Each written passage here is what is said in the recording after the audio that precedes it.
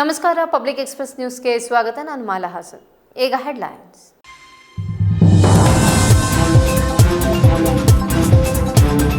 ತಾಯಿ ಚೆನ್ನಮ್ಮ ಸಮಾಧಿಗೆ 2ನೇ ದಿನದ ಶಾಂತಿ ಪೂಜೆಗೆ ಬಾಕಿಯಾದ ಕೇಂದ್ರ ಸಚಿವ ಎಚ್.ಡಿ. ಕುಮಾರಸ್ವಾಮಿ 11 ದಿನಗಳ ಕಾಲ ವಿಶೇಷ ಪೂಜೆ ಮಂತ್ರ ಪಠಣ. ಸಮಾಧಿ ಸ್ಥಳದಲ್ಲಿ ಸಮಾಜಮುಖಿ ಸೇವಾ ಕಾರ್ಯಗಳ ಘೋಷಣೆ. ಡಿಕೆ ಶಿವಕುಮಾರ್ ಕುರಿತು ಸ್ಪಷ್ಟನೆ. ದೆಹಲಿ ಪ್ರತಿಭಟನೆ ಗಲಾಟೆ ಬಗ್ಗೆ ಸರ್ಕಾರ ಎಚ್ಚರಿಕೆಯಿಂದ ಇರಬೇಕೆಂದ ಸಚಿವರು.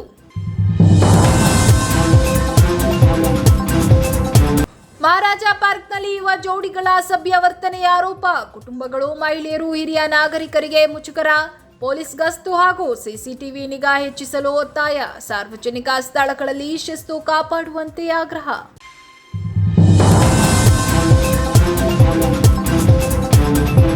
ಹಾಸನ ಜಿಲ್ಲೆಯ ಕಾಮಿನಹಳ್ಳಿಯಲ್ಲಿ ರೈತನ ಕೊಳವೆ ಬಾವಿಗೆ ಕಿಡಿಗೇಡಿಗಳಿಂದ ಹಾನಿಯ ಆರೋಪ. ಜೋಳ, ಶುಂಠಿ ಬೆಳೆ ಒಣಗುವ ಆತಂಕ. 3 ಲಕ್ಷ ರೂಪಾಯಿ ನಷ್ಟದ ಆರೋಪ. ತಪ್ಪಿತಸ್ಥರ ವಿರುದ್ಧ ಕ್ರಮಕ್ಕೆ ರೈತ ಕುಟುಂಬದ ಆಗ್ರಹ. ರೈತನಿಗೆ ನ್ಯಾಯ ಒದಗಿಸುವಂತೆ ಸಾರ್ವಜನಿಕರ ಮನವಿ.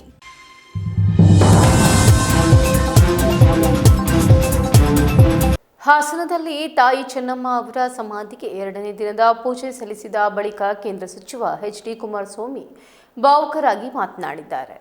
ಜನರ ಋಣ ತೀರಿಸಲು ಉಳಿದ ಜೀವನವನ್ನ ಮೀಸಲಿಡುತ್ತೇನೆ ಎಂದು ತಾಯಿಯ ಸಮಾಧಿ ಎದುರು ಸಂಕಲ್ಪ ಮಾಡಿರುವುದಾಗಿ ತಿಳಿಸಿದ್ದಾರೆ. ಸಮಾಧಿ ಸ್ಥಳದಲ್ಲಿ ಸಮಾಜಮುಖ ಸೇವೆ ಕಾರ್ಯಗಳ ಆರಂಭ, ಸ್ಮಾರಕ ನಿರ್ಮಾಣದ ಕುರಿತು 11ನೇ ದಿನ ನಿರ್ಧಾರ ಪ್ರಕಟಿಸುವುದಾಗಿ ಹೇಳಿದ ಅವರು, ಸಿಎಂ ಡಿಕೆ ಶಿವಕುಮಾರ್ ಕುರಿತು ಉಂಟಾಗಿದ್ದ ಗೊಂದಲಕ್ಕೂ ಸ್ಪಷ್ಟನೆ ನೀಡಿದ್ದಾರೆ. ದೆಹಲಿಯ ಪ್ರತಿಭಟನೆ ವೇಳೆ ನಡೆದ ಗಲಾಟೆ ಕುರಿತು ಕೂಡ ಪ್ರತಿಕ್ರಿಯಿಸಿ, ದೇಶದ ಆಂತರಿಕ ಭದ್ರತೆ ಬಗ್ಗೆ ಸರ್ಕಾರ ಎಚ್ಚರಿಕೆಯಿಂದಿರಬೇಕು ಎಂದು ಅಭಿಪ್ರಾಯಪಟ್ಟಿದ್ದಾರೆ. ನಮ್ಮ ತಾಯಿಯವರ ನಿನ್ನೆ ದಿನದ ಅಂತ್ಯಕ್ರಿಯೆ ಕಾರ್ಯಕ್ರಮದ ನಂತರ ಇವತ್ತು 2ನೇ ದಿನ. ಇವತ್ತು ಸಹ ನಮ್ಮ ತಂದೆಯವರ ಒಂದು ಉಪಸ್ಥಿತಿಯಲ್ಲಿ ರೇವಣ್ಣ ಅವರ ಮತ್ತು ಕುಟುಂಬ ವರ್ಗಗಳ ಕೆಲವು ಸದಸ್ಯರುಗಳು ಸೇರಿ ಇವತ್ತು ಕುಟುಂಬದ ಎಲ್ಲ ನಮ್ಮ ಸಹೋದರ ಸಹೋದರಿಯರು ಸೇರಿ ಮತ್ತು ಹಲವಾರು ಅವರ ನಮ್ಮ ತಾಯಿಯ ಬಗ್ಗೆ ಇರ್ತಕ್ಕಂಥ ಅಭಿಮಾನ ಇಂದು ಸಹ ಇವತ್ತಿನ ಒಂದು ಅವರಿಗೆ ಶಾಂತಿ ದೊರಕತಕ್ಕಂಥ ನಿಟ್ಟಿನಲ್ಲಿ ಮುಂದಿನ 11ನೇ ದಿನದ ಕಾರ್ಯ ಏನಿದೆ ಆ ಕಾರ್ಯಕ್ರಮದವರೆಗೂ 11 ದಿನಗಳ ಕಾಲ ಪ್ರತಿನಿತ್ಯ ಶಾಸ್ತ್ರೋಕ್ತವಾಗಿ ಮತ್ತು ನಮ್ಮ ಒಂದು ಸಂಸ್ಕೃತಿನಲ್ಲಿ ನಾವೆಲ್ಲರೂ ದೇವರನ್ನ ನಂಬಿ ಬರುತ್ತೇವೆ. ನಮ್ಮ ತಾಯಿ ಸದಾ ದೈವ ಭಕ್ತಿಯಾಗಿ ಜೀವನ ಏನ್ ಮಾಡಿದ್ದಾರೆ, ಅವರಿಗೆ ಒಂದು ಚಿರ ಶಾಂತಿಯನ್ನ ಕಲ್ಪಿಸಬೇಕು ಅಂತಕ್ಕಂಥದ್ದು ಒಂದು ಭಾಗ. ಇವತ್ತು ಹಲವಾರು ನಮ್ಮ ಶಾಸ್ತ್ರದ ಪಂಡಿತರ ಮುಖಾಂತರ ಹಲವಾರು ಶ್ಲೋಕಗಳನ್ನ ಇವತ್ತು 1 ಗಂಟೆಗಳ ಕಾಲ ಪಠಣ ಮಾಡಿ ಕಾರ್ಯಕ್ರಮವನ್ನು ಮುಂದುವರಿಸಿದ್ದೇವೆ. ಅದರಲ್ಲಿ ಎಲ್ಲರೂ ಭಾಗವಹಿಸಿದ್ದಾರೆ. ನಮ್ಮ ಪುಟ್ಟರಾಜು ಅವರು, ನಮ್ಮ ಮಾಜಿ ಮಂತ್ರಿಗಳು, ಬಾಲಕೃಷ್ಣ ಅವರು, ನಮ್ಮ ಚನ್ನರಾಯಪಟ್ಟಣದ ಶಾಸಕರಿರ್ಬೋದು, ಶಾಸಕರು ಅನ್ನೋದಕ್ಕಿಂತ ನಮ್ಮ ಕುಟುಂಬದ ಸದಸ್ಯ ಅವನನ್ನು ನಾವೆಲ್ಲರೂ ಸೇರಿ ಇವತ್ತು ಹಲವಾರು ಜನ ಈ ಕಾರ್ಯಕ್ರಮದ 2ನೇ ದಿನವೂ ಏನು ಭಾಗವಹಿಸಿದ್ದಾರೆ. 11 ದಿನಗಳ ಕಾಲ ಇದು ನಿರಂತರವಾಗಿ ನಡೀತದೆ ಇಲ್ಲಿ ಕಾರ್ಯಕ್ರಮ. ಅದರ ಜೊತೆಗೆ 2ನೇ ದಿನವೂ ಸಹ ನಮ್ಮ ತಾಯಿಯ ಒಂದು ಅವರಿಗೆ ಗೌರವ ಸಲ್ಲಿಸ್ತಕ್ಕಂಥದ್ದಕ್ಕೆ ಈಗಲೂ ಅವರ ಬಗ್ಗೆ ಪ್ರೀತಿ ಅಭಿಮಾನ ಇಟ್ಟಂತವ್ರು ಬರ್ತಾ ಇದ್ದಾರೆ. 11ನೇ ದಿನದ ಕಾರ್ಯಕ್ರಮ, ಅವತ್ತಿನ ದಿನದ ಕಾರ್ಯಕ್ರಮದಲ್ಲಿ ಎಲ್ಲಾ ರೀತಿಯ ಒಂದು ಸಿದ್ಧತೆಗಳೇನಾಗಬೇಕಾಗಿದೆ ಅದಕ್ಕೂ ಸಹ ನಿರಂತರವಾಗಿ ಮುಂದಿನ ಒಂದು 8-9 ದಿನಗಳು ಯಾವ ರೀತಿ ಕೆಲಸಗಳಾಗಬೇಕು ಅಂತಕ್ಕಂಥದ್ದು ಒಂದು ಚರ್ಚೆಗಳಿದೆ. 3ನೇ ದಿನದ ಕಾರ್ಯಕ್ರಮದಲ್ಲಿ ನಾಳೆ ಇವತ್ತು ಅವರ ಒಂದು ಸಮಾಧಿಗೆ ಹಾಲುತುಪ್ಪವನ್ನ ಇವತ್ತು ಅರ್ಪಣೆ ಮಾಡತಕ್ಕಂಥದ್ದಕ್ಕೆ ನಾಳೆ 9-9:30 ಕಾರ್ಯಕ್ರಮವನ್ನು ಹಮ್ಮಿಕೊಂಡಿದ್ದೇವೆ. ಬಹುಶಃ ಆ ಕಾರ್ಯಕ್ರಮದಲ್ಲೂ ನಮ್ಮ ಕುಟುಂಬದ ವರ್ಗದವರ ಜೊತೆಗೆ ನಮ್ಮ ಕುಟುಂಬ ಅಂದ್ರೆ ನಮ್ಮ ಭಾವನೆಗಳಿರ್ತಕ್ಕಂಥದ್ದು ನಮ್ಮ ತಾಯಿ ನಮಗೆ ಜನ್ಮವನ್ನು ಕೊಟ್ಟಿದ್ದಾರೆ 6 ಜನ ಮಕ್ಕಳಿಗೆ. ನಾವಷ್ಟೇ ಅವರ ಕುಟುಂಬ ಅಲ್ಲ, ಅವರಲ್ಲಿ ಅದು ಸದಾಕಾಲ ಪ್ರತಿಯೊಬ್ಬ ಜನತೆ, ಪ್ರತಿಯೊಬ್ಬ ಬಡವರು ನನ್ನ ಮಕ್ಕಳು ಅಂತಕ್ಕಂಥ ಭಾವನೆಯಿಂದ ಅವ್ರನ್ನೆಲ್ಲರನ್ನು ಮಕ್ಕಳ ರೀತಿಯಲ್ಲಿ ಸಾಕಿ ಸಲಹಿರ್ತಕ್ಕಂಥ ನಮ್ಮ ತಾಯಿಯ ಒಂದು ನಡವಳಿಕೆ ಏನಿದೆ, ಆ ಹಿನ್ನೆಲೆಯಲ್ಲಿ ಈ ಕಾರ್ಯಕ್ರಮದಲ್ಲಿ ಹಲವಾರು ಸಾವಿರಾರು ಜನ ಅವತ್ತು ಸಹ ನಾಳೆ ದಿನದಲ್ಲೂ ಭಾಗವಹಿಸ್ತಕ್ಕಂಥದ್ದು. ಇವತ್ತು ನನಗೆ ಹಲವಾರು ಜನ ಏನು ಒಂದು ದೂರವಾಣಿ ಮುಖಾಂತರ ಸಂತಾಪವನ್ನ ಸಲ್ಲಿಸ್ಲಿಕ್ಕೆ ಪ್ರಯತ್ನ ಪಡ್ತಾರೆ. ನಾಳೆ ದಿನದ ಆ ಕಾರ್ಯಕ್ರಮವೂ ಇದೆ. ಅದಾದ ನಂತರ 11ನೇ ದಿನದ ಕಾರ್ಯಕ್ರಮದಲ್ಲಿ ಬಹುಶಃ ನನ್ನ ತಾಯಿನ ನಮ್ಮ ಮಾಧ್ಯಮದ ಸ್ನೇಹಿತರು ಸಹ ಕಳೆದ 3 ದಿನಗಳ ಕಾಲ ಅವರ ಬಗ್ಗೆ ನಾಡಿನ ಜನತೆಗೆ, ದೇಶಕ್ಕೆ ಇವತ್ತು ಅವರು ಯಾವ ರೀತಿ ಬದುಕಿದ್ದಾರೆ ಅಂತಕ್ಕಂಥ ಸಂದೇಶವನ್ನ ಕೊಡ್ತಕ್ಕಂಥದ್ರಲ್ಲಿ ನಿಮ್ಮ ಶ್ರಮ ಏನಿದೆ ಮಾಧ್ಯಮದ ಸ್ನೇಹಿತರು, ಬಹುಶಃ ರಾಜಕೀಯವಾಗಿ ನಮ್ಗಳನ್ನ ನಾವು ನಡ್ಕೊಳ್ತಕ್ಕಂಥ ರೀತಿಗಳನ್ನ ಹಲವಾರು ಸಂದರ್ಭದಲ್ಲಿ ನಮ್ಮ ಮಾಧ್ಯಮದ ಸ್ನೇಹಿತರು ನಿಷ್ಕಲ್ಮಶವಾಗಿ ಕೆಲಸವನ್ನು ಮಾಡಬೇಕಾದ್ರೆ ನಮ್ಮ ಕೆಲವು ನಡವಳಿಕೆಗಳ ಬಗ್ಗೆನೂ ನೀವು ತಿದ್ದಲಿಕ್ಕೆ ನಮ್ಗೆ ಎಚ್ಚರಿಸ್ತಕ್ಕಂಥ ಕೆಲಸಗಳನ್ನು ಮಾಡಿದ್ದೇನೆ. ಆದರೆ ನನ್ನ ತಾಯಿಯ, ನಮ್ಮ ತಾಯಿ ಅಂತೀನಿ, ನನ್ನ ತಾಯಿ ಅನ್ನೋದಕ್ಕಿಂತ ಹೆಚ್ಚಾಗಿ ನಮ್ಮ ತಾಯಿ, ಅವರ ಒಂದು ಕೊನೆಯ ಒಂದು ಭೂಮಿಯನ್ನ ಬಿಟ್ಟು ಹೋಗ್ತಕ್ಕಂಥ ಸನ್ನಿವೇಶ ಬಂದಾಗ ಅವ್ರು ಎಂದೂ ಸಹ ಮಾಧ್ಯಮಗಳ ಮುಂದೆ ಬಂದವರಲ್ಲ. ಕೆಲವು ಬಾರಿ ನೀವೇ ಅವ್ರನ್ನ ಬಹಳ ಬಾರಿ ಒತ್ತಾಯ ಮಾಡಿ ಕೆಲವು ಅವರಿಂದ ಬಾಯಿನ ತಗ್ಸಿದ್ದೀರಿ, ಅವರ ನುಡಿ ಮುತ್ತುಗಳನ್ನ ಹೊರಡಿಸಿದ್ದೀರಿ ಕೆಲವು ಸಂದರ್ಭಗಳಲ್ಲಿ. ಅಂತ ಒಬ್ಬ ತಾಯಿಗೆ 3 ದಿನಗಳ ಕಾಲ ನೀವು ಸಹ ನಾಡಿನ ಜನತೆಗೆ ಅವರ ನಡವಳಿಕೆಗಳ ಬಗ್ಗೆ ಮತ್ತೊಮ್ಮೆ ಏನು ಒಂದು ವಿಷಯವನ್ನ ಪ್ರಸ್ತಾಪ ಮಾಡಬೇಕಾದ್ರೆ ಅನ್ನಪೂರ್ಣೇಶ್ವರಿ ಅಂತಕ್ಕಂಥ ಒಂದು ಪದವನ್ನ ಇವತ್ತು ನೀವು ಬಳಸಿದ್ದೀರಿ. ಹಲವಾರು ಸಾವಿರಾರು ಲಕ್ಷಾಂತರ ಕುಟುಂಬದಲ್ಲೂ ಅವರ ಹೃದಯದಲ್ಲಿ ಆ ತಾಯಿ ಅನ್ನಪೂರ್ಣೇಶ್ವರಿ ಅಂತಕ್ಕಂಥದ್ದು ಇವತ್ತು ಸಹ ಇದೆ.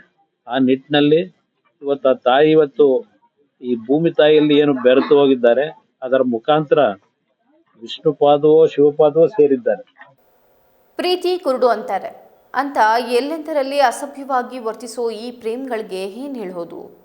ಸಾರ್ವಜನಿಕ ಸ್ಥಳಗಳಲ್ಲಿ ಎಲ್ಲರೂ ಶಿಸ್ತಿನಿಂದ ವರ್ತಿಸಬೇಕೆಂಬುದು ಸಾಮಾನ್ಯ ನಿರೀಕ್ಷೆ.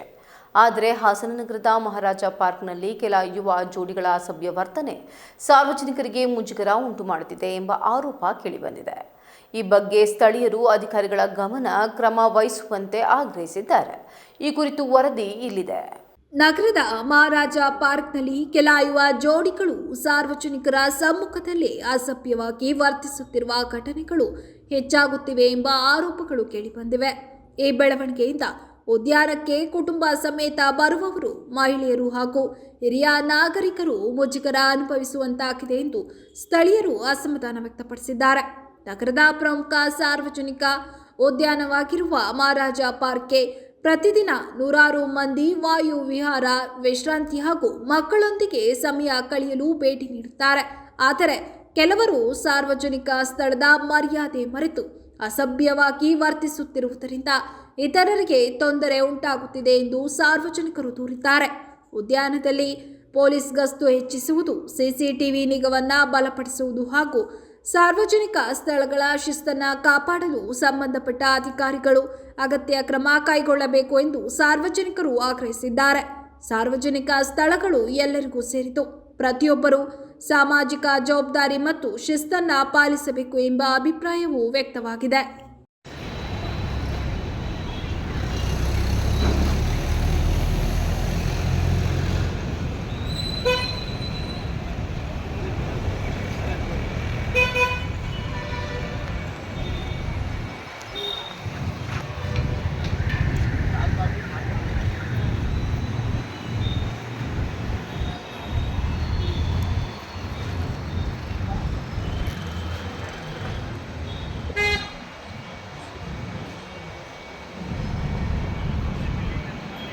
ಹಾಸನ ತಾಲೂಕಿನ ಸಾಲಗಾಮೆ ಹೋಬಳಿಯ ಬೈಲಹಳ್ಳಿ ಗ್ರಾಮ ಪಂಚಾಯಿತಿ ವ್ಯಾಪ್ತಿಯ ಕಾಮೇನಹಳ್ಳಿ ಗ್ರಾಮದ ರೈತ ಕುಮಾರಸ್ವಾಮಿ ಅವರ ಜಮೀನಿನ ಕೊಳವೆ ಬಾವಿಗಳಿಗೆ ಕಿಡಿಗೇಡಿಗಳು ಹಾನಿ ಮಾಡಿದ್ದು ಕೇಬಲ್ ಹಾಗೂ ಕೃಷಿ ಉಪಕರಣ ಕಳ್ಳತನ ನಡೆದಿರುವ ಘಟನೆ ನಡೆದಿದೆ ಎಂದು ಆರೋಪಿಸಲಾಗಿದೆ. ರೈತನಿಗೆ 2 ಜಮೀನುಗಳಲ್ಲಿ ತಲಾ ಒಂದೊಂದು ಕೊಳವೆ ಬಾವಿ ಇದ್ದು, ಹಣದ ಅಭಾವದಿಂದ ಸರ್ವೆ ನಂಬರ್ 122ರ ಜಮೀನಿನ ಕೊಳವೆ ಬಾವಿಗೆ ಇನ್ನೂ ಮೋಟಾರ್ ಅಳವಡಿಸಿರಲಿಲ್ಲ. ಈ ವರ್ಷದ ಬೆಳೆಯಿಂದ ಬರುವ ಆದಾಯದಲ್ಲಿ ಮೋಟಾರ್ ಅಳವಡಿಸುವ ಯೋಚನೆ ಹೊಂದಿದ್ದರು. ಆದರೆ ಜೂನ್ 14ರಂದು ಕಿಡಿಗೇಡಿಗಳು ಬಾವಿಯ ಮುಚ್ಚಳ ಹೊಡೆದು ಅದರೊಳಗೆ ಕಲ್ಲು ಹಾಗೂ ಬಾಟಲಿಗಳನ್ನು ಹಾಕಿ ಬಾವಿಗೆ ಹಾನಿ ಮಾಡಿರುವುದಾಗಿ ಆರೋಪಿಸಲಾಗಿದೆ. ಇದರಿಂದ ಬಾವಿಗೆ ಮೋಟಾರ್ ಅಳವಡಿಸಲು ಸಾಧ್ಯವಾಗದ ಪರಿಸ್ಥಿತಿ ನಿರ್ಮಾಣವಾಗಿದ್ದು, ರೈತನಿಗೆ ಸುಮಾರು 3 ಲಕ್ಷ ರೂಪಾಯಿ ನಷ್ಟ ಉಂಟಾಗಿದೆ ಎಂದು ಕುಟುಂಬ ತಿಳಿಸಿದೆ. ಇದರ ಜೊತೆಗೆ ಮತ್ತೊಂದು ಜಮೀನಿನ ಕೊಳವೆ ಬಾವಿಗೆ ಅಳವಡಿಸಿದ್ದ ವಿದ್ಯುತ್ ಕೇಬಲ್ ಅನ್ನು ಜುಲೈ 17ರ ರಾತ್ರಿ ಕತ್ತರಿಸಿ ಕಳ್ಳತನ ಮಾಡಲಾಗಿದೆ. ಹೊಲದಲ್ಲಿದ್ದ ಔಷಧಿ ಸಿಂಪಡಿಸುವ ಪೆಟ್ರೋಲ್ ಮೋಟಾರ್ ಅನ್ನು ಕಳ್ಳರು ಕದ್ದೊಯ್ದಿದ್ದಾರೆ. ಅಲ್ಲದೆ ಔಷಧಿ ಸಿಂಪಡಿಸಲು ನೀರು ತುಂಬಿಟ್ಟಿದ್ದ ಡ್ರಮ್ಗೆ ರಂಧ್ರ ಮಾಡಿ ಹಾನಿಗೊಳಿಸಿರುವುದರಿಂದ ನೀರು ಸೋರಿಕೆಯಾಗುತ್ತಿದೆ ಎಂದು ಆರೋಪಿಸಲಾಗಿದೆ. ಈ ಘಟನೆಗಳಿಂದ ಬೆಳೆಗಳಿಗೆ ನೀರುಣಿಸಲು ಸಾಧ್ಯವಾಗದೆ ಜೋಳ ಹಾಗೂ ಶುಂಠಿ ಬೆಳೆ ಒಣಗುವ ಪರಿಸ್ಥಿತಿ ಎದುರಾಗಿದ್ದು, ರೈತರ ತೀವ್ರ ಸಂಕಷ್ಟಕ್ಕೆ ಸಿಲುಕಿದ್ದಾರೆ. ಪ್ರಕರಣವನ್ನು ಗಂಭೀರವಾಗಿ ಪರಿಗಣಿಸಿ ತಪ್ಪಿತಸ್ಥರನ್ನ ಪತ್ತೆ ಹಚ್ಚಿ ರೈತನಿಗೆ ನ್ಯಾಯ ಒದಗಿಸಬೇಕು ಎಂದು ಸಾರ್ವಜನಿಕರು ಹಾಗೂ ಕುಟುಂಬಸ್ಥರು ಮನವಿ ಮಾಡಿದ್ದಾರೆ. ಕಾಮೇನಹಳ್ಳಿ ಗ್ರಾಮದ ಬಡ ರೈತ ನಾನು. ಜೋಳ ಒಣಗಿ ಹೋಗಿದೆ, ಬೆಳೆ ಸುಳಿ ಬಂದಿದೆ. ಅದಕ್ಕೆ ನೀರು ಒದಗಿಸಬೇಕು ಅಂತ ಬೋರ್ ಕೊರೆಸಿದ್ವಿ. ಅದರಲ್ಲಿ ದುಡ್ಡಿಲ್ಲದೆ ಹಣದ ಅಭಾವದಿಂದ ಮೋಟ್ರ್ ಇಳಿಸಿರಲಿಲ್ಲ. ಆ ಬಾವಿ ಮುಚ್ಚಳವನ್ನು ಹೊಡೆದು ಅದಕ್ಕೆ ಕಲ್ಲು ಎಲ್ಲ ತುರುಕಿ ಬಾಟ್ಲು ಹಾಕಿ ಇದು ಮಾಡಿದ್ದಾರೆ. 700 ಅಡಿ ಬಾವಿ, ಅದಕ್ಕೆ ಈ ಥರ ಮಾಡಿ ಹಾಕಿದ್ದಾರೆ ನೋಡಿ. ಇನ್ನೊಂದು ಕೊಳವೆ ಬಾವಿ ಕೇಬಲ್ ಕಟ್ ಮಾಡ್ಕೊಂಡು ಡ್ರಮ್ಮನ್ನು ಚುಚ್ಚಿ ಮೋಟ್ರನ್ನು ಕಳ್ಳತನದಿಂದ ತಗೊಂಡು ಹೋಗಿದ್ದಾರೆ. ಈ ಬೆಳೆಗೆ ನೀರು ಹೊಡೆಯಲು ನನಗೆ ದಾರಿ ಕಾಣದಂತ ಇದೆ. ಏನು ಮಾಡೋದಂತ ಭಾರಿ ತೊಂದರೆಯಲ್ಲಿ ಸಿಲುಕಿದ್ದೇನೆ. ಈ ಕಿಡಿಗೇಡಿಗಳನ್ನು ಹಿಡಿದು ನಮಗೆ ನ್ಯಾಯ ದೊರಕಿಸಿಕೊಡಬೇಕೆಂದು ಬೇಡಿಕೊಳ್ಳುತ್ತೇನೆ. ಮಾಜಿ ಪ್ರಧಾನಿ ಎಚ್.ಡಿ. ದೇವೇಗೌಡ ಅವರ ಪತ್ನಿ ಚೆನ್ನಮ್ಮ ಅವರ ಸಮಾಧಿಗೆ ಇಂದು ದೇವೇಗೌಡ ಅವರ ಕುಟುಂಬ ಸದಸ್ಯರು ಭೇಟಿ ನೀಡಿ ಶಾಸ್ತ್ರೋಕ್ತ ಪೂಜೆ ಸಲ್ಲಿಸಿದರು. ಸಮಾಧಿ ಬಳಿ ಕೆಲಕಾಲ ಭಾವುಕರಾಗಿ ನಿಂತ ದೇವೇಗೌಡರು ಪತ್ನಿಯ ನೆನಪಿನಲ್ಲಿ ವಿಶೇಷ ಪೂಜೆ ನೆರವೇರಿಸಿದರು. ಅಂತ್ಯಕ್ರಿಯೆ ಮುಗಿಸಿ ಯಾರದನಹಳ್ಳಿಯಲ್ಲೇ ಉಳಿದಿದ್ದ ಎಚ್.ಡಿ. ದೇವೇಗೌಡರು ಬೆಳಗ್ಗೆ ಸಮಾಧಿಗೆ ಆಗಮಿಸಿ ಸಮಾಧಿಯ ಮೇಲೆ ನಂದಾದೀಪ ನಿರಂತರವಾಗಿ ಉರಿಯುವಂತೆ ಹಾಗೂ ಅದು ಯಾವುದೇ ಕಾರಣಕ್ಕೂ ಆರದಂತೆ ಅರ್ಚಕರಿಗೆ ಸೂಚನೆ ನೀಡಿದರು. 11 ದಿನಗಳ ಕಾಲ ಪ್ರತಿದಿನ ವಿಷ್ಣು ಸಹಸ್ರನಾಮ ಪಠಣೆ ಹಾಗೂ ಮಂತ್ರೋಚ್ಚಾರಣೆ ನಡೆಯುವಂತೆ ತಿಳಿಸಿದ ದೇವೇಗೌಡರು ಸಂಪ್ರದಾಯದಂತೆ ಎಲ್ಲ ವಿಧಿವಿಧಾನಗಳನ್ನು ನಡೆಸುವಂತೆ ಸೂಚಿಸಿದರು. ತಂದೆಯ ಸೂಚನೆಯಂತೆ ಶಾಸಕ ಎಚ್.ಡಿ. ರೇವಣ್ಣ ಅವರು ಪುರೋಹಿತರಿಂದ ವಿಷ್ಣು ಸಹಸ್ರನಾಮ ಪಠಣ ಆರಂಭಿಸಿದರು. ಈ ವೇಳೆ ಪುತ್ರಿ ಅನಸೂಯ ಕೂಡ ನೆಲದ ಮೇಲೆ ಕುಳಿತು ಪುರೋಹಿತರೊಂದಿಗೆ ವಿಷ್ಣು ಸಹಸ್ರನಾಮ ಪಠಣದಲ್ಲಿ ಭಾಗಿಯಾದರು. ಬಳಿಕ ಕೇಂದ್ರ ಸಚಿವ ಹಾಗೂ ಮಾಜಿ ಮುಖ್ಯಮಂತ್ರಿ ಎಚ್.ಡಿ. ಕುಮಾರಸ್ವಾಮಿ ಸೇರಿದಂತೆ ಕುಟುಂಬ ಸದಸ್ಯರು ಸಮಾಧಿಗೆ ಆಗಮಿಸಿ ಪೂಜೆ ಸಲ್ಲಿಸಿ ಚೆನ್ನಮ್ಮ ಅವರಿಗೆ ನಮನ ಸಲ್ಲಿಸಿದರು. ಮುಂದಿನ 11 ದಿನಗಳ ಕಾಲ ಸಮಾಧಿ ಬಳಿ ಪ್ರತಿದಿನ ವಿಶೇಷ ಪೂಜೆ, ವಿಷ್ಣು ಸಹಸ್ರನಾಮ ಪಠಣೆ ಹಾಗೂ ಇತರೆ ಶಾಸ್ತ್ರೋಕ್ತ ವಿಧಿವಿಧಾನಗಳು ನಡೆಯಲಿವೆ ಎಂದು ಕುಟುಂಬದ ಮೂಲಗಳು ತಿಳಿಸಿವೆ.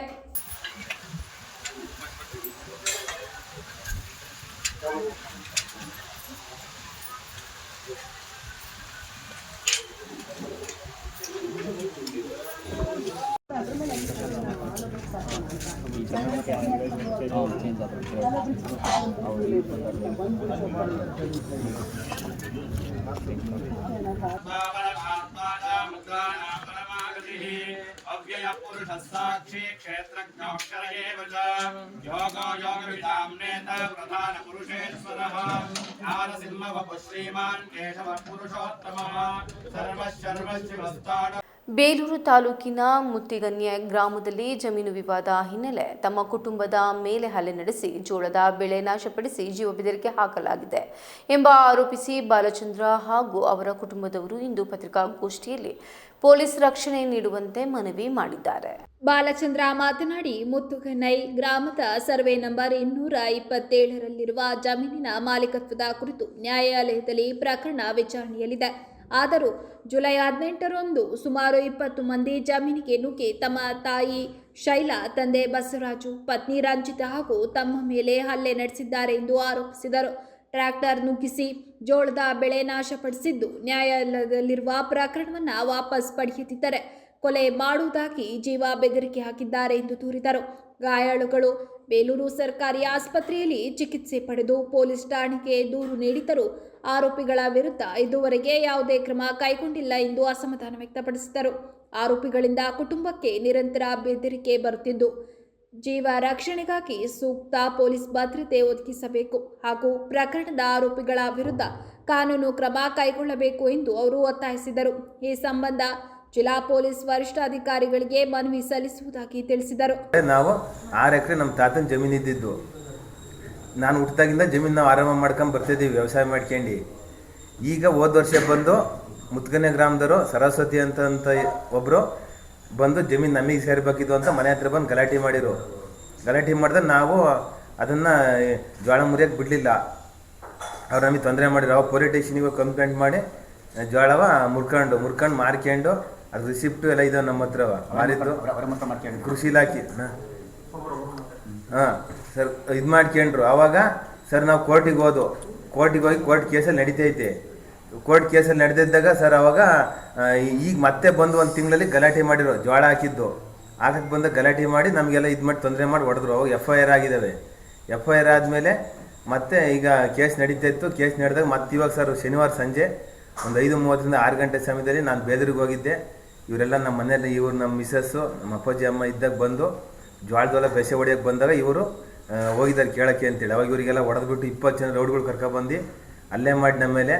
ಅಷ್ಟೊತ್ತಿಗೆ ನಾನು ಬೇದೂರಿಂದ ಬಂದೆ. ಅಷ್ಟೊತ್ತಿಗೆ ಇವರಿಗೆಲ್ಲ ಹೊಡೆದಿದ್ರು. ನಾನು ಕೇಳಕ್ಕೆ ಹೋದೆ. ಅವಾಗ ನನಗೂ ಹೊಡೆದು ಆ ಕಡೆಗೆ ದೂಕಿ ಆಚೆ ಕಡೆಗೆ. ಆಮೇಲೆ ಜೋಳ ಬೆಸೆ ಹೊಡೆದು ರಾಗಿ ಬೆಸೆ ಹೊಡೆದು ಮನೆ ಹತ್ರ ಬಂದು ಕಲ್ಲು ತೂರಿ ಆವಾಗ ಈ ಜಮೀನು ನೀವು ಕೇಸ್ ವಾಪಸ್ ತಿಕ್ಕೊಳ್ಳ ಅಂದ್ರೆ ನಿಮಗೆ ಕೊಲೆ ಮಾಡ್ತೀವಿ, ಈ ಕೇಸ್ ವಾಪಸ್ ತಿಕ್ಕೋಬೇಕು ಕೋರ್ಟಿಂದ, ಜಮೀನಲ್ಲಿ ನಮಗೆ ಪೂರ್ತಿ ಬಿಟ್ಕೊಡ್ಬೇಕು ಅಂತೇಳಿ 20 ಜನ ರೌಡ್ಗಳು ಸರ್ ಬಂದಿದ್ದು ನಮ್ಮೇಲೆ ಅಲ್ಲೇ ಮಾಡಿ ಇಲ್ಲ ಕೇಸ್ ತಿಕ್ಕೊಳ್ಳ ರಾತ್ರಿ ಅವಾಗ ಬಂದು ಸರ್ ಮತ್ತೆ ರಾತ್ರಿ ಜೀಪಲ್ಲಿ ಬಂದು ಅವತ್ತೇ ನೈಟು ಕೊಲೆ ಮಾಡ್ತೀವಿ, ಕೇಸ್ ವಾಪಸ್ ತೆಗೀರಿ, ನಮ್ಮ ಮೇಲೆ ಯಾರ ಮೇಲೂ ನೀವು ಕೇಸ್ ಹಾಕಂಗಿಲ್ಲ, ಒಬ್ಬರ ಮೇಲೆ ಯಾರ ಮೇಲಾರು ನಮ್ಮ ಮೇಲೆ ಕೇಸ್ ಕೊಟ್ಟರೆ ನೀವು ಯಾರನ್ನ ಉಳ್ಸಾಕಲ್ಲ ನಿಮ್ಮ ಅಂತೇಳಿ ಬಂದು ಬೆದರಿಕೆ ಹಾಕಿ ಹೋದ್ರು ಸರ್ ನಮ್ಮ ಮೇಲೆ. ಇವರೆಲ್ಲ ನವಿಲೆಳ್ಳೆರಂತೆ. ನವಿಲೆಳ್ಳೆರು ಇದ್ರಲ್ಲಿ ನಮಗೆ ಗೊತ್ತಿಲ್ಲ, ಆದರೆ 4 ಜನ ಗೊತ್ತು ಮುತ್ಗನೆರು. ಅದು ಮುತ್ಗನೆ ಗ್ರಾಮದನು ದಿಲೀಪ, ಆಮೇಲೆ ಆನಂದ, ಆಮೇಲೆ ಚೇತನ್ನು, ಆಮೇಲೆ ಲೋಕೇಶು, 4 ಜನ. ಇವರು ರೋಡ್ಗಳು 20 ಜನ ಕರ್ಕೊಂಬಂದಿದ್ದಾರೆ. ನಮ್ಮ ಹೆಸರು 4 ಎಕರೆ ಪಾಣಿ ಇದೆ, ಇನ್ನು 2 ಎಕರೆ ಪಾಣಿ ಮಾಡಿಸ್ಕೊಂಡಿಲ್ಲ ನಮ್ಮದು. ನಾವು ಟೋಟಲ್ 6 ಎಕರೆ ಜಮೀನು ಮೆಟೇಷನಲ್ಲಿ ಬರ್ತೈತೆ. ನಾವು ಅದನ್ನು ಕೋರ್ಟಿಗೆ ಹಾಕೊಂಡಿದ್ದೀವಿ. ಇನ್ನು 2 ಎಕರೆ ಕೋರ್ಟಿಂದ ನಮಗೆ ಬರಬೇಕು, ಇದು ಅಕ್ರಮವಾಗಿ ಅವ್ರು ಇದು ಮಾಡಿಸ್ಕೊಂಡಿದ್ದಾರೆ ಅಂತೇಳಿ ನಾವು ಇದು ಮಾಡ್ಕೊಂಡಿದ್ದೀವಿ. ಕೋರ್ಟಿಂದ ಏನು ಅನುಮತಿ ಬಂದು ನಾವು ಒಪ್ಕೊಳಕ್ಕೆ ತಯಾರಿದ್ದು. ಕೋರ್ಟಲ್ಲಿ ಸರ್ ಅವರು ಫೋರ್ಜರಿ ಮಾಡ್ಕೊಂಡು ಮಾಡಿಸ್ಕೊಂಡಿದ್ದಾರೆ ನಮ್ಮ ಅಜ್ಜನ ಜಮೀನು. ನಮ್ಮ ಸರ್ ಅದೇ ಸರಸ್ವತಿ ಅವರು ಗಂಗಾಧರಪ್ಪರು ನಮ್ಮನ್ನು ಮಾಡಿಸ್ಕೊಂಡಿದ್ದಾರೆ. ನಮ್ಮ ಅಜ್ಜರ ಹತ್ರವ ನಮ್ಮ ಅಜ್ಜ ಸತ್ತ 1 ವರ್ಷ ಆದಮೇಲೆ ಅವರು ಫೋರ್ಜರಿ ಸೈನ್ ಮಾಡ್ಕೊಂಡು ಖಾತೆ ಮಾಡಿಸ್ಕೊಂಡು ಅವ್ರಿಗೆ ಮಾರಿಬಿಟ್ಟಿದ್ದಾರೆ. ನಾವು ಪತ್ರಿಕಾಗೋಷ್ಠಿಯಲ್ಲಿ ಶೈಲಾ, ಬಸವರಾಜು, ರಂಜಿತಾ, ವೇದಾವತಿ ಸೇರಿದಂತೆ ಕುಟುಂಬದ ಸದಸ್ಯರು ಉಪಸ್ಥಿತರಿದ್ದರು. ರಾಷ್ಟ್ರೀಯ ಅರ್ಹತಾ ಮತ್ತು ಪ್ರವೇಶ ಪರೀಕ್ಷೆ 2026ರಲ್ಲಿ ಹಾಸನದ ಆಕಾಶ್ ಎಜುಕೇಷನ್ ಸರ್ವಿಸ್ ಲಿಮಿಟೆಡ್ ವಿದ್ಯಾರ್ಥಿ ನಮಿತ್ ಗೌಡ 770 ಅಂಕಗಳಿಗೆ 624 ಅಂಕ ಗಳಿಸಿ ಅಖಿಲ ಭಾರತ ಮಟ್ಟದಲ್ಲಿ 4339ನೇ ರ್ಯಾಂಕ್ ಪಡೆದು ಹಾಸನ ನಗರದ ಟಾಪರ್ ಆಗಿ ಹೊರಹೊಮ್ಮಿದ್ದಾರೆ. ನಗರದ ರಿಂಗ್ ರಸ್ತೆಯಲ್ಲಿರುವ ಆಕಾಶ್ ಸಂಸ್ಥೆಯಲ್ಲಿ ನಡೆದ ಕಾರ್ಯಕ್ರಮದಲ್ಲಿ ನಮಿತ್ ಗೌಡ ಅವರನ್ನು ಸನ್ಮಾನಿಸಿ ಅಭಿನಂದಿಸಲಾಯಿತು. ಸಂಸ್ಥೆಯ ಪ್ರತಿನಿಧಿಗಳು ಮಾತನಾಡಿ, ವಿದ್ಯಾರ್ಥಿಯ ಪರಿಶ್ರಮ, ಶಿಸ್ತುಬದ್ಧ ಸಿದ್ಧತೆ ಹಾಗೂ ಆಕಾಶ್ ಸಂಸ್ಥೆಯ ಗುಣಮಟ್ಟದ ತರಬೇತಿಯಿಂದ ಈ ಸಾಧನೆ ಸಾಧ್ಯವಾಗಿದೆ ಎಂದರು. ಈ ಬಾರಿ ರಾಷ್ಟ್ರ ಮಟ್ಟದಲ್ಲಿ ಆಕಾಶ್ ಸಂಸ್ಥೆಯ 4 ವಿದ್ಯಾರ್ಥಿಗಳು ಟಾಪ್ 10ರಲ್ಲಿ ಹಾಗೂ 41 ವಿದ್ಯಾರ್ಥಿಗಳು ಟಾಪ್ 100ರಲ್ಲಿ ಸ್ಥಾನ ಪಡೆದಿದ್ದಾರೆ ಎಂದು ತಿಳಿಸಿದರು. ಹಾಸನ ಕೇಂದ್ರದ ಇತರ ವಿದ್ಯಾರ್ಥಿಗಳಲ್ಲಿ AS Vedic 578, HG Nisarga 559, V Mithun 554, Tanushree M Gowda 549, MV Sinchana 538, GR Chandana 536, Aditi N Gowda 534, P Chinmay 530 ಹಾಗೂ MK ಡಯಾನ 522 ಅಂಕಗಳನ್ನು ಗಳಿಸಿದ್ದಾರೆ. ತಮ್ಮ ಯಶಸ್ಸಿನ ಕುರಿತು ಮಾತನಾಡಿದ ನಮಿತ್ ಗೌಡ, ಪೋಷಕರ ಪ್ರೋತ್ಸಾಹ, ಆಕಾಶ್ ಸಂಸ್ಥೆಯ ನಿಯಮಿತ ಮಾಕ್ ಟೆಸ್ಟ್ಗಳು, ಸಂದೇಹ ಪರಿಹಾರ ತರಗತಿಗಳು ಹಾಗೂ ಉಪನ್ಯಾಸಕರ ಮಾರ್ಗದರ್ಶನವೇ ಯಶಸ್ಸಿಗೆ ಕಾರಣ ಎಂದು ತಿಳಿಸಿದರು. MRP ಏನಿರುತ್ತೆ ನಾವು MRP ಯಾರಿಗೂ ಚಾರ್ಜ್ ಮಾಡಲ್ಲ. ನಮ್ಮದು ಸ್ಕಾಲರ್ಶಿಪ್ ಟೆಸ್ಟ್ಗಳಿರುತ್ತೆ. ಒಂದು ಆಂತೆ ಅಂತ ಸ್ಕಾಲರ್ಶಿಪ್ ಟೆಸ್ಟ್ ನಡೆಯುತ್ತೆ. ಅದು ಅಕ್ಟೋಬರಲ್ಲಿ ಮಾತ್ರ ನಡೆಯುವಂಥದ್ದು. ವರ್ಷಕ್ಕೆ ಒಂದೇ ಸಲ ಆ ಟ್ಯಾಲೆಂಟ್ ಅಂಟ್ ಎಕ್ಸಾಮ್ ಮಾಡ್ತೀವಿ. ಈ ಟ್ಯಾಲೆಂಟ್ ಅಂಟ್ ಎಕ್ಸಾಮಲ್ಲಿ within 400 to 500 rank all India rank ಯಾರು ಬಂದಿರ್ತಾರೆ ಇಂಥ ಮಕ್ಕಳಿಗೆ ನಾವು ಯಾವುದೇ ಥರದ ಚಾರ್ಜು ಮಾಡಲ್ಲ. ಫ್ರೀ ಆಫ್ ಕಾಸ್ಟಲ್ಲಿ ನಾವು ಅವರಿಗೆ ಕ್ಲಾಸ್ಗಳು ಮಾಡಿಕೊಡ್ತೀವಿ. ನೆಕ್ಸ್ಟ್ ಅಂದರೆ ಈಗ ಸಪೋಸ್ 8ನೇ ಕ್ಲಾಸಲ್ಲಿ ಸ್ಟೂಡೆಂಟ್ ಇತ್ತ ಅಂದರೆ 8ನೇ ಕ್ಲಾಸಿಗೆ ಅವನು ಎಕ್ಸಾಮ್ ಬರೆದ್ರೆ 9ನೇ ಕ್ಲಾಸಿಂದ 12 ಅಂದರೆ 12th ತನಕನೂ ನಾವು ಫ್ರೀ ಆಗಿ ಅವರಿಗೆ ಕೋಚಿಂಗ್ ಮಾಡ್ಕೊಡ್ತೀವಿ. ಅಂತ ಎಕ್ಸಾಮಲ್ಲಿ ವಿತಿನ್ 500 ರ್ಯಾಂಕ್ ಒಳಗಡೆ ಬರುತ್ತೆ. ಸೊ ನೆಕ್ಸ್ಟ್ ಸ್ಕಾಲರ್ಶಿಪ್ ನಮ್ಮದು 90% 100% ಇಂದನೂ ಸ್ಟಾರ್ಟ್ ಆಗುತ್ತೆ. ನಾವು ಸ್ಕಾಲರ್ಶಿಪ್ ಅಂತ ಏನು ಟೆಸ್ಟ್ ಕೊಡ್ತೀವಿ ಅದು ಟ್ಯೂಷನ್ ಫೀಸ್ ಮೇಲೆ ವೇವರ್ ಇರುತ್ತೆ. ಸೊ ಆನ್ ಆನ್ ಆವ್ರೇಜ್ ನೀವು 2 ವರ್ಷಕ್ಕೆ PUC ಏನಾದರೂ ಮಾಡಬೇಕಂತ ತಗೊಳ್ಳೋದಾದ್ರೆ 1,70,000 ತನಕ ಚಾರ್ಜ್ ಮಾಡ್ತೀವಿ ಸರ್. ಸೊ ಇವತ್ತು ಪ್ರತಿಯೊಂದು ಹೊರಗಡೆ ನೋಡ್ತೀವಿ ಅಂತ ಅಂದರೆ ನಾವು ಕಾಂಪಿಟೇಟಿವ್ ಏನಿದೆ ಆ ಮಕ್ಕಳು ಎಲ್ಲರೂ ಎಂಕರೇಜ್ ಮಾಡಿ ಈವನ್ ರೂರಲಿಂದನೂ ಬರಬೇಕು ಅಂತ ನಾವು ಕಾಂಪಿಟೇಟಿವ್ ರೇಟಲ್ಲೇ ಇದ್ದೀವಿ ಸರ್. 2 ವರ್ಷಕ್ಕೆ ನಾವು 180 ತನಕ ಚಾರ್ಜ್ ಮಾಡ್ತಾ ಇದ್ದೀವಿ ಸರ್. ಜೀನಿಯಸ್ ಕ್ಲಾಸಸ್ ಇರುತ್ತೆ. ನಾನು ಸ್ಕಾಲರ್ಶಿಪ್ ಬಗ್ಗೆ ಮಾತ್ರ ಹೇಳಿದೆ. ಓಕೆ, ನಮ್ಮ ಕ್ಲಾಸ್ ರೂಮ್ ಬಂದು ಹೆಟ್ರೋಜೀನಿಯಸ್ ಕ್ಲಾಸ್ ರೂಮ್. ನಾವು ಈವನ್ 40% ಬಂದಿರೋರಿಂದ ಹಿಡಿದು 90% ಬಂದಿರೋ ಮಕ್ಳಿಗೂ ಒಂದೇ ಕ್ಲಾಸಲ್ಲಿ ಕೂರಿಸಿ ಪಾಠ ಮಾಡ್ಕೊಡ್ತೀವಿ. ಸೊ ನಾವು ಯಾವುದೇ ಥರದ ಪರ್ಸೆಂಟೇಜ್ ನೋಡಿ ಮಕ್ಕಳನ್ನ ಇಲ್ಲಿ ಅಡ್ಮಿಷನ್ ಮಾಡ್ಕೊಳ್ಳಲ್ಲ. It is very clear. ನಾವು ಎಲ್ಲ ಮಕ್ಕಳನ್ನು ಅಡ್ಮಿಷನ್ ತಗೋತೀವಿ, ಎಲ್ಲ ಮಕ್ಕಳಿಗೂ ಕೋಚಿಂಗ್ ಕೊಡ್ತೀವಿ. ಈ ಸಂದರ್ಭದಲ್ಲಿ ಆಕಾಶ್ ಸಂಸ್ಥೆಯ ಅಕಾಡೆಮಿಕ್ಸ್ ಮತ್ತು business head doctor HR Rao ಸೇರಿದಂತೆ ಸಂಸ್ಥೆಯ ಅಧಿಕಾರಿಗಳು ಉಪಸ್ಥಿತರಿದ್ದು ನಮಿತ್ ಗೌಡ ಅವರ ಸಾಧನೆಯನ್ನು ಅಭಿನಂದಿಸಿದರು. ದೆಹಲಿಯ ಜಂತರ್ ಮಂತರ್ನಲ್ಲಿ ನೀಟ್ ಪರೀಕ್ಷೆಯಲ್ಲಿನ ಅಕ್ರಮವನ್ನು ಖಂಡಿಸಿ ಪ್ರತಿಭಟನೆ ನಡೆಸುತ್ತಿದ್ದ ಹೋರಾಟಗಾರರ ಮೇಲೆ ನಡೆಸಿರುವ ಲಾಠಿ ಚಾರ್ಜ್ ಅನ್ನು ಖಂಡಿಸಿ ಹಾಸನದ AIDSO ಹಾಸನ ಜಿಲ್ಲಾ ಕೌನ್ಸಿಲ್ ವತಿಯಿಂದ ನಗರದ ಹೇಮಾವತಿ ಪ್ರತಿಮೆ ಎದುರು ಇಂದು ಪ್ರತಿಭಟನೆ ನಡೆಸಲಾಯಿತು. AIDSO ಜಿಲ್ಲಾ ಕಾರ್ಯದರ್ಶಿ ಸುಷ್ಮಾ ಮಾತನಾಡಿ, ನೀಟ್ UG ಪರೀಕ್ಷೆಯಲ್ಲಿನ ಅಕ್ರಮ ವಿರೋಧಿಸಿ ಸಂಸತ್ ಚಲೋ ಕಾರ್ಯಕ್ರಮದಡಿ ಸಂಸತ್ತಿನತ್ತ ತೆರಳುತ್ತಿದ್ದ ವಿದ್ಯಾರ್ಥಿಗಳು ಮತ್ತು ಯುವಕರ ಮೇಲೆ ಲಾಠಿ ಚಾರ್ಜ್ ನಡೆಸಿರುವುದು ಪ್ರಜಾಪ್ರಭುತ್ವದ ಮೌಲ್ಯಗಳಿಗೆ ವಿರುದ್ಧವಾಗಿದೆ ಎಂದು ಆರೋಪಿಸಿದರು. ನೀಟ್ ಸೇರಿದಂತೆ NTA ನಡೆಸಿದ ವಿವಿಧ ರಾಷ್ಟ್ರೀಯ ಮಟ್ಟದ ಪರೀಕ್ಷೆಗಳಲ್ಲಿನ ಅಕ್ರಮಗಳಿಂದ ಲಕ್ಷಾಂತರ ವಿದ್ಯಾರ್ಥಿಗಳ ಭವಿಷ್ಯ ಸಂಕಷ್ಟಕ್ಕೆ ಸಿಲುಕಿದ್ದು ಪ್ರತಿಭಟನೆ ನಡೆಸುವ ಮೂಲಭೂತ ಹಕ್ಕನ್ನು ಹತ್ತಿಕ್ಕುವ ಕೇಂದ್ರ ಸರ್ಕಾರದ ಧೋರಣೆಯನ್ನು ವಿದ್ಯಾರ್ಥಿ ಸಮುದಾಯ ಖಂಡಿಸಬೇಕು ಎಂದು ಕರೆ ನೀಡಿದರು. ಈ ವೇಳೆ ಕೇಂದ್ರ ಶಿಕ್ಷಣ ಸಚಿವ ಧರ್ಮೇಂದ್ರ ಪ್ರಧಾನ್ ರಾಜೀನಾಮೆ ನೀಡಬೇಕು, ರಾಷ್ಟ್ರೀಯ ಪರೀಕ್ಷಾ ಸಂಸ್ಥೆಯನ್ನ ರದ್ದುಗೊಳಿಸಬೇಕು ಹಾಗೂ ಸೋನಂ ವಾಂಗ್ಚುಕ್ ಸೇರಿದಂತೆ ಪ್ರತಿಭಟನಾ ನಿರತರೊಂದಿಗೆ ಸರ್ಕಾರ ತಕ್ಷಣ ಮಾತುಕತೆ ನಡೆಸಬೇಕು ಎಂದು ಪ್ರತಿಭಟನಾಕಾರರು ಆಗ್ರಹಿಸಿದರು. ವಿಷಯ ಏನಂತ ಹೇಳಿದ್ರೆ, ನಿನ್ನೆ ದೆಹಲಿಯಲ್ಲಿ ಏನು ವಿದ್ಯಾರ್ಥಿ ಯುವ ಜನರು ಆ ಪಾರ್ಲಿಮೆಂಟ್ ಚಲೋಲ್ಲಿ ಭಾಗವಹಿಸಿದ್ರು, ಆ ವಿದ್ಯಾರ್ಥಿ ಯುವ ಜನರ ಮೇಲೆ ಏನು ಲಾಠಿ ಚಾರ್ಜ್ ನ ಮಾಡಿದ್ದಾರೆ, ಮತ್ತೆ ಟಿಯರ್ ಗ್ಯಾಸ್ ನ ಪ್ರಯೋಗ ಮಾಡಿದ್ದಾರೆ. ಇದನ್ನ ವಿರೋಧಿಸಿ ಇವತ್ತು ಹೋರಾಟ ಮಾಡ್ತಿದೀವಿ. AIDSO ವಿದ್ಯಾರ್ಥಿ ಸಂಘಟನೆ ಇದನ್ನ ಅತ್ಯುಗ್ರವಾಗಿ ಖಂಡಿಸುತ್ತೆ ಸ್ನೇಹಿತರೆ. ಇವತ್ತು ನಮ್ಮ ದೇಶದಲ್ಲಿ ನೀಟ್ ಎಕ್ಸಾಮ್ 23 ಲಕ್ಷ ವಿದ್ಯಾರ್ಥಿಗಳು ಬರ್ದಿದ್ದಾರೆ. ನೀಟ್ ಪೇಪರ್ ಲೀಕ್ ಆಗಿದೆ. ಇದಕ್ಕೆ ಏನು ಕಾರಣರಾಗಿರೋ ಅಂತ NTA ಟೆಸ್ಟಿಂಗ್ ಏಜೆನ್ಸಿ ಏನ್ ನಡೆಸಿದೆ, ಇವತ್ತು ಬರೀ ನೀಟ್ ಪೇಪರ್ ಒಂದೇ ಅಲ್ಲ, ಅವ್ರು ನಡೆಸಿರೋಂಥ 100 ಪೇಪರ್ಗಳು ಎಕ್ಸಾಮ್ ಪೇಪರ್ಸ್ ಲೀಕ್ ಆಗಿದಾವೆ. ಈ ಒಂದು ಎಕ್ಸಾಮ್ಸ್ ನ ಕಂಡಕ್ಟ್ ಮಾಡೋದಕ್ಕೆ NTA ಲಾಯಕ್ಕಿಲ್ಲ. ಇವತ್ತು ನೀವು ಅದನ್ನ ತೆಗೆದಾಕಿ ಅದನ್ನ ರದ್ದು ಮಾಡಿ, ಜೊತೆಗೆ ಈ ಒಂದು ಏನು 20ಕ್ಕೂ ಹೆಚ್ಚು ವಿದ್ಯಾರ್ಥಿಗಳು ಆತ್ಮಹತ್ಯೆ ಮಾಡ್ಕೊಂಡಿದ್ದಾರೆ. ಅವರ ಒಂದು ಜವಾಬ್ದಾರಿನ ತಗೊಂಡು ನೈತಿಕ ಹೊಣೆನ ಹೊತ್ಕೊಂಡು ಧರ್ಮೇಂದ್ರ ಪ್ರಧಾನ್ ಅವರು ಕೇಂದ್ರ ಶಿಕ್ಷಣ ಸಚಿವರು ರಾಜೀನಾಮೆ ಕೊಡ್ಬೇಕಂತ ಹೇಳಿ ಆಗ್ರಹಿಸಿ ನಿನ್ನೆ ಏನು ಹೋರಾಟ ಆಗ್ತಿತ್ತು, ಆ ಹೋರಾಟದ ಹತ್ತಿಕ್ಕದಕ್ಕೆ ಇವತ್ತು ಏನು ಲಾಠಿ ಚಾರ್ಜ್ ಮಾಡಿದ್ದಾರೆ. ಇದನ್ನ ವಿರೋಧಿಸ್ತೀವಿ ಸ್ನೇಹಿತರೆ. ನಮ್ಮ ದೇಶ ಇವತ್ತು ಡೆಮೋಕ್ರೆಟಿಕ್ ಕಂಟ್ರಿ ಅಂತ ಕರಿತೀವಿ. ಇವತ್ತು ಈ ಡೆಮೋಕ್ರೆಟಿಕ್ ಕಂಟ್ರಿಯಲ್ಲೇನೆ ಇವತ್ತು ಸ್ಟೂಡೆಂಟ್ಸ್ ಯೂತ್ಸ್ ನ್ಯಾಯ ಕೇಳೋದಕ್ಕೆ ಬಂದ್ರೆ ಇವತ್ತು ಅವ್ರ ಮೇಲೆ ಹಲ್ಲೆ ಮಾಡ್ತಿದ್ದಾರೆ, ಲಾಠಿ ಚಾರ್ಜ್ ನ ಎಸಗ್ತಿದ್ದಾರೆ. ಇದನ್ನ ನಾವು ವಿರೋಧಿಸ್ತೀವಿ ಸ್ನೇಹಿತರೆ. ಇಲ್ಲಿ ನಾವು ಕೇಳೋದಕ್ಕೆ ಇಷ್ಟಪಡ್ತೀವಿ, ಇದು ನಿಜವಾದ ಏನು ಡೆಮೋಕ್ರೆಟಿಕ್ ಕಂಟ್ರಿನಾ? ಇದು ಏನು ಯೂತ್ಸಿಗೆ ಸ್ಟೂಡೆಂಟ್ಸ್ನ ಇವತ್ತು ಈ ತರ ನಡೆಸ್ಕೊಳ್ಳೋದು ಯಾವ ರೀತಿ ನ್ಯಾಯ ಇದನ್ನ ಪ್ರಶ್ನೆ ಮಾಡ್ತಾ ಸ್ನೇಹಿತರೆ, ಇವತ್ತು ಏನ್ ನಿನ್ನೆ ಹೋರಾಟ ಆಗಿದೆ ಆ ಹೋರಾಟ ನಿರತ ವಿದ್ಯಾರ್ಥಿಗಳೊಂದಿಗೆ AIDSO ವಿದ್ಯಾರ್ಥಿ ಸಂಘಟನೆ ನಿಂತ್ಕೊಳ್ಳುತ್ತೆ. ಇಡೀ ದೇಶದ ವಿದ್ಯಾರ್ಥಿಗಳು ನಾವು ನಿಂತ್ಕೋತೀವಿ. ಇನ್ನು ಹೆಚ್ಚಿನ ಸಂಖ್ಯೆಯಲ್ಲಿ ನಿಮ್ಮ ಲಾಠಿಗಳು ಜಾಸ್ತಿ ದಿನ ಉಳಿಯಲ್ಲ.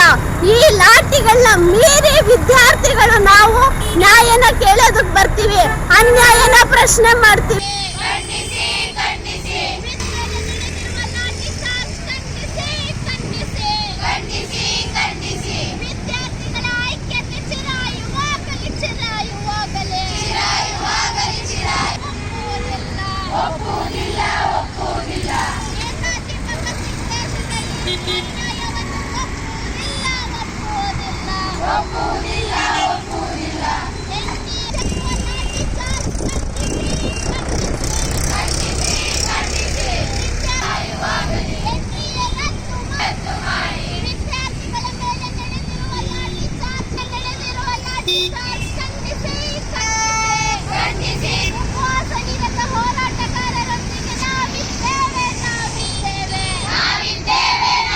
ಪ್ರತಿಭಟನೆಯಲ್ಲಿ AIDSO ಪದಾಧಿಕಾರಿಗಳಾದ ಭವಾನಿ, ಲಕುಮಿತಾ, ಕುಸ್ಮಾ ಸೇರಿದಂತೆ ವಿವಿಧ ಕಾಲೇಜುಗಳ ವಿದ್ಯಾರ್ಥಿಗಳು ಭಾಗವಹಿಸಿದ್ದರು. ಕೋವಿಡ್-19 ಸಂಕಷ್ಟದ ಸಂದರ್ಭದಲ್ಲಿ 1 ತರಗತಿ ಕೊಠಡಿ ಮತ್ತು 3 ಉಪನ್ಯಾಸಕರೊಂದಿಗೆ ಆರಂಭವಾದ ಪಾಠಶಾಲೆ ನೀಟ್ ಅಕಾಡೆಮಿ ಇಂದು ಹಾಸನ ಜಿಲ್ಲೆಯಲ್ಲಿ ವೈದ್ಯಕೀಯ ಹಾಗೂ ಇಂಜಿನಿಯರಿಂಗ್ ಪ್ರವೇಶ ಪರೀಕ್ಷೆಯ ತರಬೇತಿ ಕ್ಷೇತ್ರದಲ್ಲಿ ವಿಶ್ವಾಸಾರ್ಹ ಸಂಸ್ಥೆಯಾಗಿ ಬೆಳೆದಿದೆ ಎಂದು ಪಾಠಶಾಲಾ ಎಜುಕೇಷನ್ ಟ್ರಸ್ಟ್ ಅಧ್ಯಕ್ಷ ಡಾಕ್ಟರ್ ಸುನೀಲ್ ಕುಮಾರ್ ಹಾಗೂ ಕಾರ್ಯದರ್ಶಿ JS ಮಂಜುನಾಥ್ ತಿಳಿಸಿದರು. ಪತ್ರಿಕಾಗೋಷ್ಠಿಯಲ್ಲಿ ಮಾತನಾಡಿದ ಅವರು 2021ರಲ್ಲಿ KR ಪುರಂನಲ್ಲಿ ಆರಂಭವಾದ ಸಂಸ್ಥೆ 2024ರಲ್ಲಿ ಕುವೆಂಪು ನಗರದಲ್ಲಿ 2ನೇ ಶಾಖೆ ಆರಂಭಿಸಿದೆ. ಹಾಸನ ಜಿಲ್ಲೆಯ ವಿದ್ಯಾರ್ಥಿಗಳಿಗೆ ಸ್ಥಳೀಯ ಮಟ್ಟದಲ್ಲೇ ಗುಣಮಟ್ಟದ ನೀಟ್ ಹಾಗೂ JEE ತರಬೇತಿ ನೀಡಲಾಗುತ್ತಿದೆ ಎಂದರು. ಸಂಸ್ಥೆಯ ವಿದ್ಯಾರ್ಥಿಗಳು ನಿರಂತರವಾಗಿ ಉತ್ತಮ ಸಾಧನೆ ಮಾಡುತ್ತಿದ್ದು 2023ರಲ್ಲಿ ಸುಹಾನಿ 646 ಅಂಕ ಗಳಿಸಿ ಮೈಸೂರು ಮೆಡಿಕಲ್ ಕಾಲೇಜಿಗೆ, 2024ರಲ್ಲಿ ಸುಹಾಸ್ 705 ಅಂಕಗಳೊಂದಿಗೆ AAAMS ಪ್ರವೇಶ ಪಡೆದಿದ್ದಾರೆ. ಪ್ರಸಕ್ತ ಸಾಲಿನ ನೀಟ್ ಪರೀಕ್ಷೆಯಲ್ಲಿ ಅಭಿಜ್ಞಾ 605 ಹಾಗೂ ಚಿನ್ಮಯ್ 600 ಅಂಕ ಗಳಿಸಿ ಜಿಲ್ಲಾ ಟಾಪರ್ಗಳಾಗಿದ್ದಾರೆ ಎಂದು ತಿಳಿಸಿದರು. ಇದುವರೆಗೆ ಸಂಸ್ಥೆಯ 90ಕ್ಕೂ ಹೆಚ್ಚು ವಿದ್ಯಾರ್ಥಿಗಳು MBBS, 80ಕ್ಕೂ ಹೆಚ್ಚು ವಿದ್ಯಾರ್ಥಿಗಳು BAMS, 50ಕ್ಕೂ ಹೆಚ್ಚು ವಿದ್ಯಾರ್ಥಿಗಳು BDS ಸೇರಿದಂತೆ ವಿವಿಧ ವೃತ್ತಿಪರ ಕೋರ್ಸ್ಗಳಿಗೆ ಪ್ರವೇಶ ಪಡೆದಿದ್ದಾರೆ. ಈ ವರ್ಷದಿಂದ ನೀಟ್ನಲ್ಲಿ 400ಕ್ಕೂ ಹೆಚ್ಚು ಅಂಕ ಪಡೆದ ವಿದ್ಯಾರ್ಥಿಗಳಿಗೆ 30% ಶುಲ್ಕ ರಿಯಾಯಿತಿ ನೀಡಲಾಗುವುದು ಎಂದು ಘೋಷಿಸಿದರು. ಏನು ಹೆಲ್ಪ್ ಮಾಡ್ಬೋದು, ಖಂಡಿತ ಮಾಡ್ತೀವಿ. ನಿಮ್ಮ ಸಪೋರ್ಟ್ ಯಾವಾಗಲೂ ಹೀಗೆ ಇರಲಿ ಅಂತ ಕೇಳ್ಕೊಳ್ತಾ ಮಾತನ್ನು ಮುಗಿಸ್ತೀನಿ. ನಮಸ್ಕಾರ. ಸಕ್ಸಸ್ ರೇಷಿಯೋ ಎಷ್ಟಿದೆ? ಮಿನಿಮಮ್ 35% ಆಗುತ್ತೆ ಸರ್. ನಮ್ಮದು ಅಂದರೆ ಇಂಟೇಕಲ್ಲಿ 35% MBBS ಸೀಟ್, ಪ್ಯೂರ್ MBBS ಸೀಟಿಗೆ ಆಗುತ್ತೆ. ಇನ್ನೊಂದು 20+% BAMSಗೆ ಆಗುತ್ತೆ ಸರ್. ಮತ್ತು BDS ಆಗುತ್ತೆ, ನಾವು ಅದನ್ನು ಕೌಂಟ್ ಮಾಡೋದಿಲ್ಲ. ವೆಟರ್ನರಿನೂ ಆಗ್ತಾರೆ. ಆಲ್ಮೋಸ್ಟ್ ಒಂದು ಅಪ್ ಟು 80% ಮೆಡಿಕಲ್ ಫೀಲ್ಡಿಗೆ ಕನ್ವರ್ಟ್ ಆಗ್ತಾರೆ ಸರ್. ಸರ್ ನಮ್ಮದೇನು ಅಂದರೆ 9:30 ಕೋರ್ಸ್ ಸ್ಟಾರ್ಟ್ ಆಗುತ್ತೆ, ರಾತ್ರಿ 9 ಗಂಟೆ ತನಕ ನಡೆಯುತ್ತೆ. ತುಂಬ ಖರ್ಚಾಗುತ್ತೆ. ಸ್ನ್ಯಾಕ್ಸ್ ಕೊಡ್ತೀವಿ ಮಕ್ಕಳಿಗೆ, ಆ ಫೀಸಲ್ಲಿ ಬುಕ್ಸ್ ಕೊಡ್ತೀವಿ, ಸೆಟ್ ಆಫ್ ಬುಕ್ಸು, ಯೂನಿಫಾರ್ಮ್ ಕೊಡ್ತೀವಿ. ಮಕ್ಕಳು ನೋಟ್ ಬುಕ್ ಬಿಟ್ಟು ಇನ್ನೇನು ತರೋದಿರಲ್ಲ. ತುಂಬ ಖರ್ಚು ಆಗುತ್ತೆ ನಮ್ಮಲ್ಲಿ. ಮತ್ತು GST ಬರುತ್ತೆ, ನಮ್ಮದು ಪ್ರೈವೇಟ್ ಇನ್ಸ್ಟಿಟ್ಯೂಟ್ ಆದ್ದರಿಂದ. ಹಾಗಾಗಿ ಒಂದಿಷ್ಟು ಮಿನಿಮಲ್ ಫೀಸನ್ನು ಮಾಡಲೇಬೇಕಾಗುತ್ತೆ. ಕುಶಾಲ್ ಅಂತ ಒಬ್ಬ ಹುಡುಗ ಈಗ MBBS ಓದ್ತಾನೆ ಹಿಂಗ್ಸಲ್ಲೇ 5th ಫೈನಲ್ ಇಯರ್ ಬ್ಯಾಚಲ್ಲಿದೆ. ಕುಶಾಲ್ ಅಂತ ಅಂದ್ಬಿಟ್ಟು ಸರ್, ನಿಮ್ಮ ಮಗನ ಬ್ಯಾಚಲ್ಲೇ. ಸೊ ಅವನು 84% ಅಷ್ಟೇ, ಮಂಗಳ PU ಕಾಲೇಜಲ್ಲಿ ಓದಿದ ಸ್ಟೂಡೆಂಟ್. ಅವನು 84% ಥಿಯರಿಲಿ. ಸೊ ಅವನು 595 ತೆಗೆದ ನೀಟಲ್ಲಿ. 5 ವರ್ಷದಿಂದ 595 ತುಂಬ ಒಳ್ಳೆ ಮಾರ್ಕ್ಸ್ ಆ್ಯಕ್ಚುಲಿ ಅವಾಗ. ಸೊ ಅವನಿಗೆ ಮೈಸೂರಲ್ಲೂ ಸಿಗ್ತಿತ್ತು, ಬಟ್ ಅವನು ಈಗ ಹಿಮ್ಸಲ್ಲೇ ಇದು ಮಾಡ್ಕೊಂಡು ಅಪ್ ಮಾಡ್ಕೊಂಡು ಫಿಕ್ಸ್ ಆಗಿದೆ. ನಾನು ನನ್ನ ಥಿಯರಿ ಮಾರ್ಕ್ಸ್ ನನಗೇನಕ್ಕೂ ಯೂಸ್ ಆಗಲ್ಲ, ಯಾಕಂದರೆ PU ಮಾರ್ಕ್ಸಿಂದ ಅವ್ರಿಗೇನು ಯೂಸ್ ಇಲ್ಲ. MBBSಗೆ ಒಂದು ಮಾರ್ಕ್ಸ್ ಈಗ 600 ತೆಗೆದ್ರು ಯಾರೂ ಫ್ರೀ ಸೀಟ್ ಕೊಡಲ್ಲ. ಸೊ ಅವ್ರು ಅದನ್ನು ಡೆಡಿಕೇಟೆಡ್ ತೊಗೊಂಡು ಚಾಲೆಂಜಾಗಿ ತೊಗೊಂಡ್ರು. ನಾವು ಹೇಳ್ಕೊಟ್ಟಿದ್ದು ಇದರಲ್ಲಿ ಮಾರ್ಗದ ಹೋದ್ರು, ಸಕ್ಸಸ್ ಆದರು ಸರ್. ಆ ಥರ ಪ್ರತಿ ವರ್ಷ ಏನು ಚಾಮರಾಜನಗರದಲ್ಲಿ ಒಬ್ಬ ತಾಜ್ ಅಂತ ಅಂದ್ಬಿಟ್ಟು ಸರ್, ಹಳ್ಳಿ ಬ್ಯಾಕ್ಗ್ರೌಂಡಿಂದ ಅರಕಲಗೂಡು ಹತ್ರ ಒಂದು ಹಳ್ಳಿ ಹುಡುಗ, ಅವನು ಅಷ್ಟೇ 87% ಇದ್ದ ಸರ್, ತಾಜ್ ಅಂತ ಅಂದ್ಬಿಟ್ಟು. ಅವನು ಅಷ್ಟೇ ಚಾಮರಾಜನಗರ ಗೌರ್ಮೆಂಟ್ ಕಾಲೇಜಲ್ಲಿ ಮೆಡಿಕಲ್ ಸೀಟ್ ಆಗಿದೆ ಸರ್. ಮಕ್ಕಳಿಗೆ ವಾಲಂಟಿಯರ್ ಆಗಿ ಅವ್ರಿಗೆ ಇಂಟ್ರೆಸ್ಟ್ ಇರಬೇಕು. ನಾನು ಓದ್ತೀನಿ ಅನ್ನೋ ಹಠಾಚಲ ಇರಬೇಕು. ನಾವು ಅದನ್ನು ಮಾಡಿಸ್ತೀವಿ ಸರ್. ಮತ್ತು ಬಂದವ್ರಿಗೆ ಯಾವುದಾದ್ರೂ ಒಂದು ಅಟ್ಲೀಸ್ಟ್ ಫ್ರೀ ಸೀಟ್ ಆಗಬೇಕು. ಇಂಜಿನಿಯರಿಂಗಲ್ಲಿ ಅಥವಾ ಆಯುರ್ವೇದಿಕಲ್ಲಿ ಇಲ್ಲ ಮೆಡಿಕಲಲ್ಲಿ ಯಾವುದಾದ್ರೂ ಒಂದು ಫ್ರೀ ಸೀಟ್ ಆಗಲೇಬೇಕು. ಬಂದು ನಮ್ಮ ಸಂಸ್ಥೆಗೆ ಬಂದಿದ್ದಾರೆ ಅಂದರೆ ಆಗಿದೆ ಕೂಡ ಮ್ಯಾಕ್ಸಿಮಮ್. ಈಗ ಎಷ್ಟೊಂದು ಜನ ಮೆಡಿಕಲ್ ಸೀಟ್ ಸಿಕ್ಕಿಲ್ಲ ಅಂತ ಬೇಜಾರು ಮಾಡ್ಕೊಂಡ್ರು. ಅವರಿಗೆ KCET ಕೌನ್ಸಿಲಿಂಗಲ್ಲಿ ತುಂಬ ಜನಕ್ಕೆ ಬೆಸ್ಟ್ ಇಂಜಿನಿಯರಿಂಗ್ ಕಾಲೇಜ್ಗಳಲ್ಲಿ, ಯಾಕೆಂದರೆ ಸರ್ ಕೆಲವ್ರಿಗೆ 6,000, 5,000, 7,000, 8,000 ಎಲ್ಲ ರ್ಯಾಂಕಿಂಗ್ ಬರುತ್ತೆ. ಆ ಥರ ಬಂದರೆ ಬ್ಯಾಂಗ್ಳೂರು ಮತ್ತು ಮೈಸೂರು ತುಂಬ ಒಳ್ಳೆ ಇಂಜಿನಿಯರಿಂಗ್ ಕಾಲೇಜಲ್ಲಿ ಫ್ರೀ ಸೀಟ್ ಸಿಗುತ್ತೆ ಬೇಕಾಗಿದ್ದ ಕೋರ್ಸು. ಪತ್ರಿಕಾಗೋಷ್ಠಿಯಲ್ಲಿ ಸಂಸ್ಥೆಯ ವ್ಯವಸ್ಥಾಪಕರಾದ ಕೌಶಿಕ್ ಹಾಗೂ ತೇಜಸ್ ಉಪಸ್ಥಿತರಿದ್ದರು. ಹಾಸನ ನಗರ ಪಾಲಿಕೆಯ ಪೌರ ಕಾರ್ಮಿಕೆ ಮಂಜಮ್ಮ ಕಳೆದ 2 ತಿಂಗಳಿಂದ ಅನಾರೋಗ್ಯದಿಂದ ಬಳಲುತ್ತಿದ್ದು, ಪ್ರಸ್ತುತ ಹಾಸನದ ಸರ್ಕಾರಿ ಆಸ್ಪತ್ರೆಯ ತೀವ್ರ ನಿಗಾ ಘಟಕದಲ್ಲಿ ಚಿಕಿತ್ಸೆ ಪಡೆಯುತ್ತಿದ್ದಾರೆ. ಆದರೆ ಈವರೆಗೆ ಪಾಲಿಕೆ ಅಧಿಕಾರಿಗಳು ಅಥವಾ ಸಂಬಂಧಿತ ಸಿಬ್ಬಂದಿ ಭೇಟಿ ನೀಡಿ ಯೋಗಕ್ಷೇಮ ವಿಚಾರಿಸಿಲ್ಲ ಎಂದು ಕುಟುಂಬಸ್ಥರು ಅಸಮಾಧಾನ ವ್ಯಕ್ತಪಡಿಸಿದ್ದಾರೆ. ಹೊಟ್ಟೆ ನೋವಿನ ಹಿನ್ನೆಲೆಯಲ್ಲಿ ಪಿತ್ತಕೋಶದಲ್ಲಿ ಕಲ್ಲು ಪತ್ತೆಯಾಗಿ ಖಾಸಗಿ ಆಸ್ಪತ್ರೆಯಲ್ಲಿ ಶಸ್ತ್ರಚಿಕಿತ್ಸೆಗೆ ಒಳಗಾಗಿದ್ದ ಮಂಜಮ್ಮ ಬಳಿಕ ಮತ್ತೆ ಆರೋಗ್ಯ ಸಂಸ್ಥೆ ಎದುರಿಸಿ ಚಿಕಿತ್ಸೆ ಪಡೆಯುತ್ತಿದ್ದರು. ಈ ನಡುವೆ ಅವರಿಗೆ ಪಾರ್ಶ್ವವಾಯು ಕಾಣಿಸಿಕೊಂಡಿದ್ದು, ಆರ್ಥಿಕ ಸಂಕಷ್ಟದಿಂದ ಸರ್ಕಾರಿ ಆಸ್ಪತ್ರೆಗೆ ದಾಖಲಾಗಿದ್ದಾರೆ. ಚಿಕಿತ್ಸೆಗಾಗಿ ಈಗಾಗಲೇ 2 ರಿಂದ 3 ಲಕ್ಷದವರೆಗೆ ಸಾಲ ಮಾಡಿರುವ ಕುಟುಂಬ ಸಂಕಷ್ಟದಲ್ಲಿದೆ. ಮಂಜಮ್ಮ ಅವರ ಪುತ್ರ ಮಂಜುನಾಥ್ ತಾಯಿಯ ಆರೈಕೆ ಹಾಗೂ ತಮ್ಮ ಕೆಲಸ ಎರಡನ್ನೂ ನಿಭಾಯಿಸುವ ಪರಿಸ್ಥಿತಿಯಲ್ಲಿದ್ದಾರೆ. ಅವರು ಸಹ ಪೌರ ಕಾರ್ಮಿಕರಾಗಿದ್ದಾರೆ. ಇಂತಹ ಸಂಕಷ್ಟದ ಸಂದರ್ಭದಲ್ಲಿ ಪಾಲಿಕೆ ಅಧಿಕಾರಿಗಳು, ಆರೋಗ್ಯ ನಿರೀಕ್ಷಕರು ಅಥವಾ ಸಂಬಂಧಿತ ಸಿಬ್ಬಂದಿ ಕುಟುಂಬದ ನೆರವಿಗೆ ಧಾವಿಸದಿರುವುದು ನೋವು ತಂದಿದೆ ಎಂದು ಕುಟುಂಬದವರು ಆರೋಪಿಸಿದ್ದಾರೆ. ಇನ್ನಾದರೂ ನಗರ ಪಾಲಿಕೆ ಅಧಿಕಾರಿಗಳು ಹಾಗೂ ಜಿಲ್ಲಾಡಳಿತ ಮಧ್ಯ ಪ್ರವೇಶಿಸಿ ಚಿಕಿತ್ಸೆಗೆ ಅಗತ್ಯ ನೆರವು, ಆರ್ಥಿಕ ಸಹಾಯ ಹಾಗೂ ಮಾನವೀಯ ಸ್ಪಂದನೆ ನೀಡಬೇಕು ಎಂದು ಅವರು ಮನವಿ ಮಾಡಿದ್ದಾರೆ. ಕಳೆದ 2 ತಿಂಗಳಿಂದ ಕೂಡ ಅವರು ಹೊಟ್ಟೆ ನೋವು ಮತ್ತು ಒಂದು ಕಿಡ್ನಿಗೆ ಸಂಬಂಧಪಟ್ಟಂಥ ಆಪರೇಷನ್ ಕೂಡ ಅವರು ಆಗಿತ್ತು. ಮತ್ತು ಪಿತ್ತಕೋಶದ ಕಲ್ಲಿತ್ತು ಅಂತೇಳಿ ವಿನಯ್ ಹಾಸ್ಪಿಟಲ್ಲಿ ಕಳೆದ 1 ತಿಂಗಳಿಂದ ಅವರು ಒಂದು 20 ದಿನ ಅಡ್ಮಿಟ್ ಆಗಿ ಅವರು ಕೂಡ ಚಿಕಿತ್ಸೆ ಪಡ್ಕೊಂಡು ಆಪ್ರೇಷನ್ ಕೂಡ ಆಯಿತು. ಅಲ್ಲಿಂದ ವಾಪಸ್ ಬಂದಿತ್ತು. ಮತ್ತು 1 ತಿಂಗಳಾದಮೇಲೆ ಮತ್ತೆ ಅವರಿಗೆ ಹೊಟ್ಟೆ ನೋವು ಬಂದು ಕಿಡ್ನಿ ಇನ್ಫೆಕ್ಷನ್ ಕೂಡ ಆಗಿತ್ತು. ಮತ್ತು ಈಗ ಕಳೆದ 1 ವಾರದಿಂದ ನಮ್ಮ ಫ್ರೆಂಡ್ಗೆ ಸ್ಟ್ರೋಕ್ ಕೂಡ ಆಗಿದೆ. ಈಗಾಗಲೇ ತೀವ್ರ ನಿಗಾ ಘಟಕದಲ್ಲಿದೆ. ಇವೆಲ್ಲ ನೋಡೋದಾದರೆ ಅವರು ನಗರಸಭೆಯಲ್ಲಿ ಕೆಲಸ ಮಾಡ್ತಾರೆ, ಪ್ರತಿದಿನ ಕಸ ಗುಡಿಸ್ತಾರೆ, ಎಲ್ಲರೂ ಸ್ವಚ್ಛತೆನ ನೋಡ್ತಾರೆ. ಆದರೆ ಅವ್ರಿಗೆ ಈ ಥರ ಪರಿಸ್ಥಿತಿ ಆದರೆ ಅಟ್ಲೀಸ್ಟ್ ಅಧಿಕಾರಿಗಳಾಗಿರ್ಬೋದು, ಅವ್ರಿಗೆ ಸಂಬಂಧಪಟ್ಟಂಥ ಆಯುಕ್ತರಾಗಿರ್ಬೋದು, ಅಲ್ಲಿ ಕೆಲಸ ಮಾಡ್ತಿರ್ತಕ್ಕಂಥವ್ರು, ಅಲ್ಲಿರ್ತಕ್ಕಂಥ ಮೇಟಿಗಳು ಯಾರೂ ಕೂಡ ಅಲ್ಲಿ ಒಂದು ಅಧಿಕಾರನ ನೋಡೋದಾಗಿರಲಿ ಮಾಡೋದಾಗಿರಲಿ ಅಂತ ಇನ್ನೂ ಕೂಡ ಆಗಿಲ್ಲ ಅಂತೇಳಿ ಇದು ಯಾವ ರೀತಿ ನಿರ್ಲಕ್ಷ್ಯ ತೋರ್ತಾ ಇದೆ ಅಂತ ಕೂಡ ಗೊತ್ತಾಗಿದೆ. ಎಲ್ರಿಗೂ ಕೂಡ ಗೊತ್ತು, ಏರಿಯಾದಲ್ಲಿ ಎಲ್ಲರೂ ಕೂಡ ಇದ್ದಾರೆ, ಮತ್ತು ಅಧಿಕಾರಿಗಳು ಕೂಡ ಎಲ್ಲರೂ ಕೂಡ ಈ ವಿಚಾರ ಗೊತ್ತು. ಅಂದರೆ ಇಡೀ ಕುಟುಂಬದಂಥ ಜವಾಬ್ದಾರಿ ಇರುವಂಥ ಇವರು ಕೂಡ ಕೋರ್ತಾರೆ, ಅವರು ಕೂಡ ಕೆಲಸಕ್ಕೆ ಹೋಗಬೇಕು, ಇವರು ಕೂಡ ಕೆಲಸಕ್ಕೆ ಹೋಗಬೇಕು. ಎರಡೂ ಕೂಡ ಸ್ತಬ್ಧವಾಗಿದೆ. ಮನೆ ಆರ್ಥಿಕ ಪರಿಸ್ಥಿತಿ ಸರಿಯಿಲ್ಲ. ಇಂಥ ಸಂದರ್ಭದಲ್ಲಿ ಜೊತೆಗೆ ಬೆನ್ನೆಲುಬಾಗಿ ಇರಬೇಕಾಗಿರ್ತಕ್ಕಂಥ ನಗರಸಭೆ ಇವತ್ತು ಮಹಾನಗರ ಪಾಲಿಕೆ ಸೈಲೆಂಟ್ ಆಗಿದೆ. ಇದು ಭಾಳ ನಿರ್ಲಕ್ಷ್ಯ ತೋರ್ತಾ ಇದೆ ಅಂತೇಳಿ ಅಟ್ಲೀಸ್ಟ್ ಮುಂದಿನ ದಿನಗಳಲ್ಲಿ ಜಿಲ್ಲಾಡಳಿತ ಮತ್ತು ನಗರ ಪಾಲಿಕೆಯವರು ಇಲ್ಲಿ ಬಂದು ಅವ್ರನ್ನ ನೋಡಬೇಕಾಗುತ್ತೆ, ಅವರ ಸಮಸ್ಯೆಗಳನ್ನ ಆಲಿಸಬೇಕಾಗುತ್ತೆ. ಇಲ್ಲಾಂತಂದರೆ ಹೀಗೆ ಅಂತಂದರೆ ಇಷ್ಟು ನಿರ್ಲಕ್ಷ್ಯ ಆಗುತ್ತೆ ಅಂತಂದರೆ ಅವಮಾನಕರವಾದಂಥ ಸಂದರ್ಭ ಇದೆ. ದಯವಿಟ್ಟು ಅಧಿಕಾರಿಗಳು ಬಂದು ನೋಡಬೇಕು. ಮತ್ತು ಪೌರ ಕಾರ್ಮಿಕರ ಜವಾಬ್ದಾರಿ ಇದು, ಜಿಲ್ಲಾಡಳಿತದ ಜವಾಬ್ದಾರಿನೂ ಕೂಡ ಹೌದು, ಮಹಾನಗರ ಪಾಲಿಕೆ ಜವಾಬ್ದಾರಿನೂ ಹೌದು. ದಯವಿಟ್ಟು ಅಧಿಕಾರಿಗಳು ಇದನ್ನು ಗಮನಿಸಿ ಮಂಜಮ್ಮ ಮತ್ತು ಮಂಜುನಾಥ್ ಅವ್ರ ಜೊತೆ ನಿಲ್ಲಬೇಕಾಗುತ್ತೆ. ಇದನ್ನು ನಾವು ಕೇಳ್ಕೊಳ್ತಾ ಇದ್ದೀವಿ.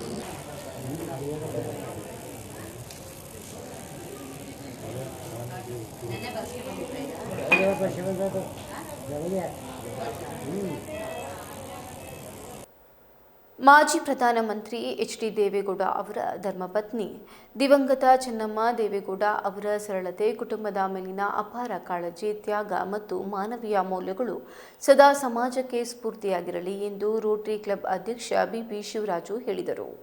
ಪಟ್ಟಣದ ರೋಟರಿ ಕ್ಲಬ್ ವತಿಯಿಂದ ಆಯೋಜಿಸಿದ್ದ ಶ್ರದ್ಧಾಂಜಲಿ ಸಭೆಯಲ್ಲಿ ಮಾತನಾಡಿದ ಅವರು, ದೇವೇಗೌಡ ಅವರ ಸುದೀರ್ಘ ರಾಜಕೀಯ ಪಯಣದಲ್ಲಿ ಚೆನ್ನಮ್ಮ ಅವರು ಮೌನ ಶಕ್ತಿಯಾಗಿ ನೆರಳಿನಂತೆ ಜೊತೆಯಾಗಿ ನಿಂತು ಕುಟುಂಬದ ಎಲ್ಲ ಜವಾಬ್ದಾರಿಗಳನ್ನು ಸಮರ್ಥವಾಗಿ ನಿರ್ವಹಿಸಿದರು. ದೇವೇಗೌಡ ಅವರು ದೇಶದ ಅತ್ಯುನ್ನತ ಹುದ್ದೆಯನ್ನು ಅಲಂಕರಿಸುವ ಮಟ್ಟಕ್ಕೆ ಬೆಳೆಯಲು ಅವರ ತ್ಯಾಗ, ಸಹಕಾರ ಮತ್ತು ಕುಟುಂಬ ನಿರ್ವಹಣೆ ಮಹತ್ವದ ಪಾತ್ರ ವಹಿಸಿತು ಎಂದು ಹೇಳಿದರು.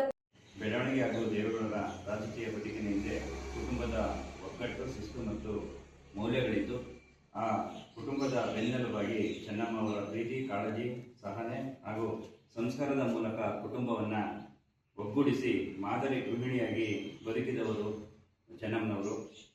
ಅಧಿಕಾರ ಆಡಂಬರದ ದೂರವಿದ್ದು ಸರಳ ಜೀವನವನ್ನು ಅಳವಡಿಸಿಕೊಂಡಿದ್ದ ಚೆನ್ನಮ್ಮ ಅವರ ಸಮಾಜ ಎಲ್ಲ ವರ್ಗದ ಜನರೊಂದಿಗೆ ಆತ್ಮೀಯವಾಗಿ ಬೆಳೆಯುತ್ತಿದ್ದರು. ಅವರ ವ್ಯಕ್ತಿತ್ವವು ಮಹಿಳೆಯರಿಗೆ, ಕುಟುಂಬಗಳಿಗೆ ಹಾಗೂ ಸಮಾಜಕ್ಕೆ ಆದರ್ಶಪ್ರಾಯವಾಗಿದೆ. ಅವರ ಜೀವನವು ಕುಟುಂಬದ ಏಕತೆ, ಸಂಸ್ಕಾರ ಮತ್ತು ಮಾನವೀಯ ಮೌಲ್ಯಗಳ ಮಹತ್ವವನ್ನು ಸಾರುವಂಥದ್ದು.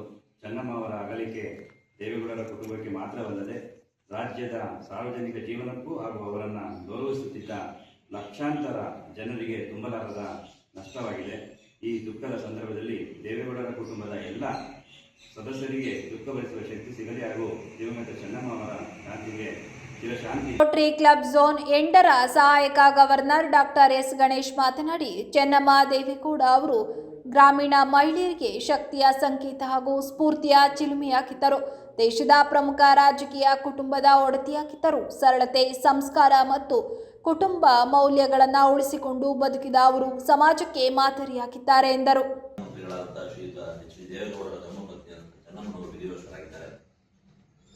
ಈ ವಿಚಾರವಾಗಿ ದುಃಖತಪ್ತರಾಗಿರುವಂತಹ ಕುಟುಂಬದವರಿಗೆ ಭಗವಂತ ಧೈರ್ಯವನ್ನು, ಶಕ್ತಿಯನ್ನು, ಈ ದುಃಖವನ್ನು ಬಳಸುವ ಶಕ್ತಿಯನ್ನು ಕೊಡಲಿ ಅಂತ ಹೇಳಿ ಸಂದರ್ಭದಲ್ಲಿ ಪ್ರಾರ್ಥಿಸ್ತಾ ಅವರ ಆತ್ಮಕ್ಕೆ ಶಾಂತಿಯನ್ನು ಕೋರುವ ಸಲುವಾಗಿ ನಾವು ಇವತ್ತು ರೋಟರಿ ಕ್ಲಬ್ ಬೇಲೂರಿನವರು ಇಲ್ಲಿ ಮೌನ ಪ್ರಾರ್ಥನೆಯನ್ನು ಆಯೋಜಿಸಿದ್ದೇವೆ. ಅವರು ಇಡೀ ಒಂದು ಗ್ರಾಮೀಣ ಭಾಗದ ಮಹಿಳೆಯರಿಗೆ ಒಂದು ಶಕ್ತಿಯ ಸಂಕೇತವಾಗಿದ್ದರು, ಒಂದು ಸ್ಫೂರ್ತಿಯ ಚಿಲುಮೆಯಾಗಿದ್ದರು. ಹೇಗಪ್ಪ ಅಂತ ಹೇಳಿದ್ರೆ, ನಮ್ಮ ಕರ್ನಾಟಕ ಮಟ್ಟಿಗೆ ಹೇಳೋದಾದ್ರೆ ಅತ್ಯಂತ ಬಲಶಾಲಿಯಾದಂಥ ಒಂದು ಶಕ್ತಿಯುತವಾದ ಒಂದು ರಾಜಕೀಯ ಕುಟುಂಬ. ಆ ಕುಟುಂಬದ ಒಬ್ಬ ಒಡತಿಯಾಗಿ ಇಡೀ ಕುಟುಂಬವನ್ನು ಹೇಗೆ ನಿಭಾಯಿಸಬೇಕು, ಅದರ ಜೊತೆಗೆ ರಾಜಕೀಯವಾಗಿ, ಜೊತೆಗೆ ಸಾಮಾಜಿಕವಾಗಿ ಏನು ಸಂದೇಶವನ್ನ, ಹೇಗೆ ನಡವಳಿಕೆಯನ್ನ ಇಟ್ಕೋಬೇಕು ಅನ್ನೋದನ್ನ ನೋಡಿ ಆದರ್ಶದ ಚಿಲುಮೆಯಾಗಿತ್ತು. ಇವತ್ತು ಅವರು ನಿಧನರಾಗಿರೋದು ಎಲ್ಲರಿಗೂ ಕೂಡ ದುಃಖದ ವಿಷಯ. ಈ ಸಂದರ್ಭದಲ್ಲಿ ಮತ್ತೊಮ್ಮೆ ಅವರ ಆತ್ಮಕ್ಕೆ ಶಾಂತಿಯನ್ನ ಕೊಡ್ತೇವೆ. ಸಂದರ್ಭದಲ್ಲಿ ರೋಟರಿ ಕ್ಲಬ್ ಕಾರ್ಯದರ್ಶಿ ರಾಘವೇಂದ್ರ, ಸದಸ್ಯರಾದ ವಿನೋದ್ ಚೌಡ, ಬಿಎಲ್ ರಾಜೇಗೌಡ, ಯೋಗೇಶ್ ಗೌಡ, ಶಂಭುಗೌಡ, ರೇವಣ್ಣಗೌಡ, ಮೋಹನ್ ಕುಮಾರ್ ಸೇರಿದಂತೆ ಇತರರು ಉಪಸ್ಥಿತರಿದ್ದರು. ಘನತ್ಯಾಜ್ಯ ವಸ್ತು ನಿರ್ವಹಣಾ ನಿಯಮಗಳನ್ನು ಉಲ್ಲಂಘಿಸುವ ಸಾರ್ವಜನಿಕರು ಕಾನೂನು ಕ್ರಮಗಳ ಜೊತೆಗೆ ಮೂಲಭೂತ ಸೌಕರ್ಯಗಳಿಂದಲೂ ವಂಚಿತರಾಗುವ ಪರಿಸ್ಥಿತಿ ಎದುರಿಸಬೇಕಾಗುತ್ತದೆ ಎಂದು ಅರಕಲಗೂಡು ಪಟ್ಟಣ ಪಂಚಾಯಿತಿ ಮುಖ್ಯಾಧಿಕಾರಿ ನಾಗೇಂದ್ರ ಕುಮಾರ್ ಸಿಡಿ ಎಚ್ಚರಿಕೆ ನೀಡಿದ್ದಾರೆ. ಪಟ್ಟಣ ಪಂಚಾಯಿತಿ ಸಭಾಂಗಣದಲ್ಲಿ ನಡೆದ ಪತ್ರಿಕಾಗೋಷ್ಠಿಯಲ್ಲಿ ಮಾತನಾಡಿದ ಅವರು, ಅರಕಲಗೂಡು ಪಟ್ಟಣದಲ್ಲಿ ಘನತ್ಯಾಜ್ಯ ವಸ್ತು ನಿರ್ವಹಣೆ ನಿಯಮ 2026ರ ಕುರಿತು ಸಾರ್ವಜನಿಕರಲ್ಲಿ ಅರಿವು ಮೂಡಿಸಲು ವಿವಿಧ ಜಾಗೃತಿ ಕಾರ್ಯಕ್ರಮಗಳನ್ನು ಹಮ್ಮಿಕೊಳ್ಳಲಾಗಿದೆ. ಇದಕ್ಕೆ 90% ಸಾರ್ವಜನಿಕರು ಉತ್ತಮ ಸಹಕಾರ ನೀಡುತ್ತಿದ್ದಾರೆ. ಉಳಿದವರು ಸಹಕರಿಸಿದಾಗ ಮಾತ್ರ ಪಟ್ಟಣವನ್ನು ಸಂಪೂರ್ಣ ಸ್ವಚ್ಛವಾಗಿಡಲು ಸಾಧ್ಯವಾಗುತ್ತದೆ ಎಂದು ಹೇಳಿದರು. ಆರೋಗ್ಯಕರ ಸಮಾಜ ನಿರ್ಮಾಣದಲ್ಲಿ ಪ್ರತಿಯೊಬ್ಬ ನಾಗರಿಕನ ಪಾತ್ರ ಮಹತ್ವದ್ದಾಗಿದೆ. ಪಟ್ಟಣ ಪಂಚಾಯಿತಿಯ ಕಸ ಸಂಗ್ರಹಣಾ ವಾಹನ ಪ್ರತಿದಿನ ಮನೆ ಬಾಗಿಲಿಗೆ ಬರುತ್ತದೆ. ಆ ಸಂದರ್ಭದಲ್ಲಿ ಮನೆಯ ತ್ಯಾಜ್ಯವನ್ನು ಹಸಿ ಕಸ, ಒಣಕಸ, ನೈರ್ಮಲ್ಯ ತ್ಯಾಜ್ಯ ಹಾಗೂ ವಿಶೇಷ ಕಾಳಜಿ ತ್ಯಾಜ್ಯ ಎಂದು 4 ವಿಭಾಗಗಳಾಗಿ ವಿಂಗಡಿಸಿ ನೀಡುವಂತೆ ಮನವಿ ಮಾಡಿದರು. ನಮ್ಮ ಈ ಒಂದು ಮನವಿಗೆ ಈ ಘನತ್ಯಾಜ್ಯ ವಸ್ತು ನಿರ್ವಹಣೆ ನಿಯಮ ಅಂದರೆ ಇದು ಸರ್ಕಾರ ಒಂದೇ ಮಾಡಿರೋದಲ್ಲ, ಇದು ಮಾನ್ಯ ಸರ್ವೋಚ್ಚ ನ್ಯಾಯಾಲಯದ ನೀತಿ. ಇದು ಅದಕ್ಕೆ ಎಲ್ಲರೂ ಸಹ ಮಾನ್ಯ ನ್ಯಾಯಾಲಯಕ್ಕೆ, ನ್ಯಾಯಾಂಗ ನೀತಿಗೆ ನಾವೆಲ್ಲರೂ ಸಹ ತಲೆಬಾಗಲೇಬೇಕು, ನಾವು ಸಹಕರಿಸಲೇಬೇಕು. ಈ ನಿಯಮಗಳಲ್ಲಿ ಉಲ್ಲಂಘಿಸತಕ್ಕಂಥ ಸಾರ್ವಜನಿಕರಿಗೆ, ಕುಟುಂಬದವರಿಗೆ ಮುಂದಿನ ದಿನಗಳಲ್ಲಿ ನಮ್ಮ ಪಟ್ಟಣ ಪಂಚಾಯಿತಿಯಿಂದ ದಂಡವನ್ನು ವಿಧಿಸತಕ್ಕಂಥ ಫೈನ್ ಇಂಪೋಸ್ ಮಾಡ್ತೀವಿ. ಯಾವ ಥರ ಇರುತ್ತೆ ಫೈನ್ ಅಂದರೆ ಮಿನಿಮಮ್ 200 ರೂಪೀಸ್ ಇರುತ್ತೆ. ಈಗ ರಾಜ್ಯ ಮಟ್ಟದಲ್ಲಿ ಇದಕ್ಕೆ ಸಂಬಂಧಪಟ್ಟಂಗೆ ಈಗ ಬೈಲಾಗಳು ರಚನೆ ಆಗ್ತಾ ಇದ್ದಾವೆ. ಆ ಬೈಲಾದಲ್ಲಿ ಇದಕ್ಕೆ ದಂಡಗಳನ್ನ ಯಾವ ರೂಪದಲ್ಲಿ ಆಗಬೇಕು, ಸಾರ್ವಜನಿಕರಿಂದ ಹೆಂಗೆ ಸಂಗ್ರಹಿಸಬೇಕು ಅನ್ನೋ ನೀತಿ ನಿಯಮಗಳು ಸಹ ಶೀಘ್ರದಲ್ಲಿ ಬಿಡುಗಡೆ ಆಗುತ್ತೆ. ಈಗ ಹಳೆ ನಿಯಮದಲ್ಲಿ ದಂಡವನ್ನು ತರಲು ಹೇಳಿದರೆ ಮೊದಲನೇ ಬಾರಿಗೆ ಈ ರೀತಿಯಾಗಿ ನಾವು ಕೊಡಬೇಕು, ಕಡ್ಡಾಯವಾಗಿ ಕೊಡಲಿಲ್ಲ, ಸಪ್ರೇಟ್ ಕೊಡಲ್ಲ, ಮಿಕ್ಸ್ಡ್ ಕೊಡ್ತಾರೆ, ಇಲ್ಲ ಎಲ್ಲೋ ಒಂದು ಕಡೆ ಥ್ರೋ ಮಾಡ್ತಾರೆ ಅಂದಾಗ ನಾವು 200 ರೂಪಾಯಿ ಫೈನನ್ನು ಮೊದಲನೇ ಬಾರಿಗೆ ಅವರಿಗೆ ತಿಳಿಸ್ತೀವಿ. ಅವರಿಗೆ ಸಡನ್ಲಿ ನಾವೇನು ಫೈನ್ ಹಾಕಬೇಕು ಅನ್ನೋ ನಮ್ಮ ಉದ್ದೇಶ ಅಲ್ಲ, ಅವ್ರು ನಮಗೆ ಸಹಕರಿಸಬೇಕು. ಇದು ಅವರ ಮನೆಯ ಇದೇನಾಗಿದೆ, ಸಾರ್ವಜನಿಕರಲ್ಲಿ ಕೆಲವರು ನಮ್ಮ ಕಸ ಮುನ್ಸಿಪಾಲಿಟಿಯ ಜವಾಬ್ದಾರಿ ಅಂತ ಅನ್ಕೊಂಡಿರ್ತಾರೆ. ದಯಮಾಡಿ ತಿಳ್ಕೋಬೇಕು, ಅದು ತಪ್ಪು ಮಾಹಿತಿ. ನಮ್ಮ ಕಸ ನಮ್ಮ ಜವಾಬ್ದಾರಿ, ಎಲ್ಲ ಸಾರ್ವಜನಿಕರು ತಿಳ್ಕೋಬೇಕು. ನಮ್ಮ ಕಸ ನಮ್ಮ ಜವಾಬ್ದಾರಿ. ನಮ್ಮ ಮನೆಯನ್ನು ನಾವು ಹೆಂಗೆ ಸ್ವಚ್ಛವಾಗಿ ಇಟ್ಕೊಳ್ತೀವಿ, ಅದೇ ರೀತಿ ನಮ್ಮ ಬೀದಿ ಆಗಿರ್ಬೋದು, ನಮ್ಮ ರಸ್ತೆ ಆಗಿರ್ಬೋದು, ನಮ್ಮ ಮನೆಯ ಮುಂದೆ ಚರಂಡಿ ಇರ್ಬೋದು, ಅವೆಲ್ಲ ಸಾರ್ವಜನಿಕ ರಸ್ತೆಗಳೇ, ಸಾರ್ವಜನಿಕ ಚರಂಡಿಗಳೇ. ಅವೆಲ್ಲವೂ ಸಹ ನಿಮ್ಮ ಸಾರ್ವಜನಿಕರ ಅನುಕೂಲಕ್ಕಾಗಿ ಮಾಡಿರ್ತಕ್ಕಂಥದ್ದು. ನಿಮ್ಮ ಮನೆಯ ಮುಂದೆ ಚರಂಡಿ, ಅದು ನಿಮ್ಮ ಚರಂಡಿ. ನೀವು ಓಡಾಡೋ ರಸ್ತೆ ಸಾರ್ವಜನಿಕ ರಸ್ತೆ. ಅದ್ಯಾವುದು ಪಟ್ಟಣ ಪಂಚಾಯಿತಿಗೆ ಸೀಮಿತವಾದ ರಸ್ತೆ ಇಲ್ಲ. ಎಲ್ಲ ಸಾರ್ವಜನಿಕ ಆಸ್ತಿಗಳು, ಸಾರ್ವಜನಿಕ ಚರಂಡಿಗಳು, ಸಾರ್ವಜನಿಕ ಮೈದಾನಗಳು, ಸಾರ್ವಜನಿಕ ಉದ್ಯಾನವನಗಳು ಎಲ್ಲವೂ ಸಹ ಪ್ರತಿಯೊಬ್ಬ ನಾಗರಿಕರಿಗೂ ಸಹ ಅದರ ಮೇಲೆ ಹಕ್ಕಿರ್ತದೆ. ಹಾಗಾಗಿ ಸಾರ್ವಜನಿಕರು ಮೊದಲನೇ ಬಾರಿ ನಾವು ರಜೆ ಕೊಡೋದ್ರಿಂದ ಎರಡನೇ ಬಾರಿಗೆ ನಾವು ಇನ್ನೂ ಹೆಚ್ಚಿನ ಮೊತ್ತದ ದಂಡವನ್ನು, ಅದು 500 ರೂಪಾಯಿ ಮೀರುತ್ತೆ, 500 ರೂಪಾಯಿ ದಂಡವನ್ನು ಪಾವತಿಸಬೇಕಾಗುತ್ತೆ ಸಾರ್ವಜನಿಕರು.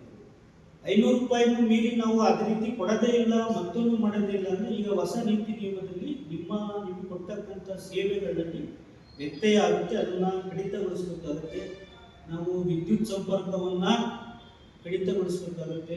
ನಿಮ್ಮ ಮನೆಯ ನೀರು ಸರಬರಾಜು ಸೇವೆಯನ್ನು ನಾವು ಕಡಿತಗೊಳಿಸುವ ಮುಂದಿನ ಕಠಿಣ ಕ್ರಮ ಆಗುತ್ತೆ. ಪತ್ರಿಕಾಗೋಷ್ಠಿಯಲ್ಲಿ ಸಹಾಯಕ ಆರೋಗ್ಯ ನಿರೀಕ್ಷಕ ಚೇತನ್ ಕುಮಾರ್ ಉಪಸ್ಥಿತರಿದ್ದರು. ಡಾಕ್ಟರ್ ವೀರೇಂದ್ರ ಹೆಗಡೆ ಹಾಗೂ ಡಾಕ್ಟರ್ ಹೇಮಾವತಿ ವೀರೇಂದ್ರ ಹೆಗಡೆ ಅವರ ಆಶೀರ್ವಾದದೊಂದಿಗೆ ಶ್ರೀ ಧರ್ಮಸ್ಥಳ ಮಂಜುನಾಥೇಶ್ವರ ವ್ಯಸನ ಮುಕ್ತ ಮತ್ತು ಸಂಶೋಧನಾ ಕೇಂದ್ರ ಲೈಲ್ ಉಜಿರೆಯ ವಿಸ್ತರಣಾ ಕಾರ್ಯಕ್ರಮದ ಅಂಗವಾಗಿ ಹಮ್ಮಿಕೊಳ್ಳಲಾದ 2092ನೇ ಮಧ್ಯವರ್ಜನ ಶಿಬಿರಕ್ಕೆ ಸೋಮವಾರ ನಗರದ ಎಂಜಿ ರಸ್ತೆಯಲ್ಲಿರುವ ಕುರುಹಿನ ಶೆಟ್ಟಿ ಭವನದಲ್ಲಿ ಚಾಲನೆ ನೀಡಲಾಯಿತು.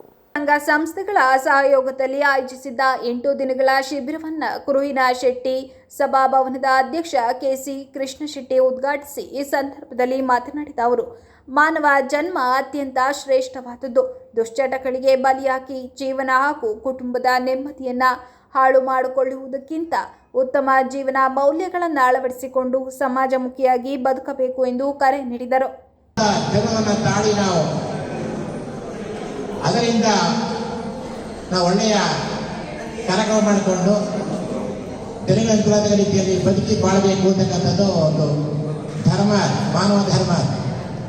ಆ ಮಾನವ ಧರ್ಮದ ಬದಲಾಗಿ ಎಷ್ಟೋ ಜನ ನಮ್ಮಲ್ಲಿ ಅನೇಕ ದುಶ್ಚಟಕ್ಕೆ ಬಲಿಯಾಗಿ ತಮ್ಮ ಜೀವನ ಮಾಡ್ಕೊಳ್ತಾ ಇದ್ದಾರೆ. ನಮ್ಮ ಜೀವನ ಒಂದೇ ಅಲ್ಲ, ತಾವು ಹಾಳಾಗ್ತಾರೆ, ನಮ್ಮ ಕುಟುಂಬ ಹಾಳು ಮಾಡ್ತಾರೆ, ಆ ಗ್ರಾಮ ಹಾಳು ಮಾಡ್ತಾರೆ, ಒಟ್ಟ ದೇಶವೇ ಇದರಿಂದ ಪರಿತೋಷಕ್ಕಂಥ ಸ್ಥಿತಿಗೆ ತರ್ತಾರೆ.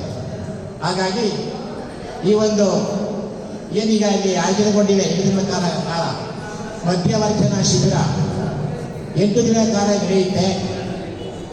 ಈಗ ನಾವು ಹುಟ್ಟು ಆಕಸ್ಮಿಕ ಸಾವು ಅನಿವಾರ್ಯ.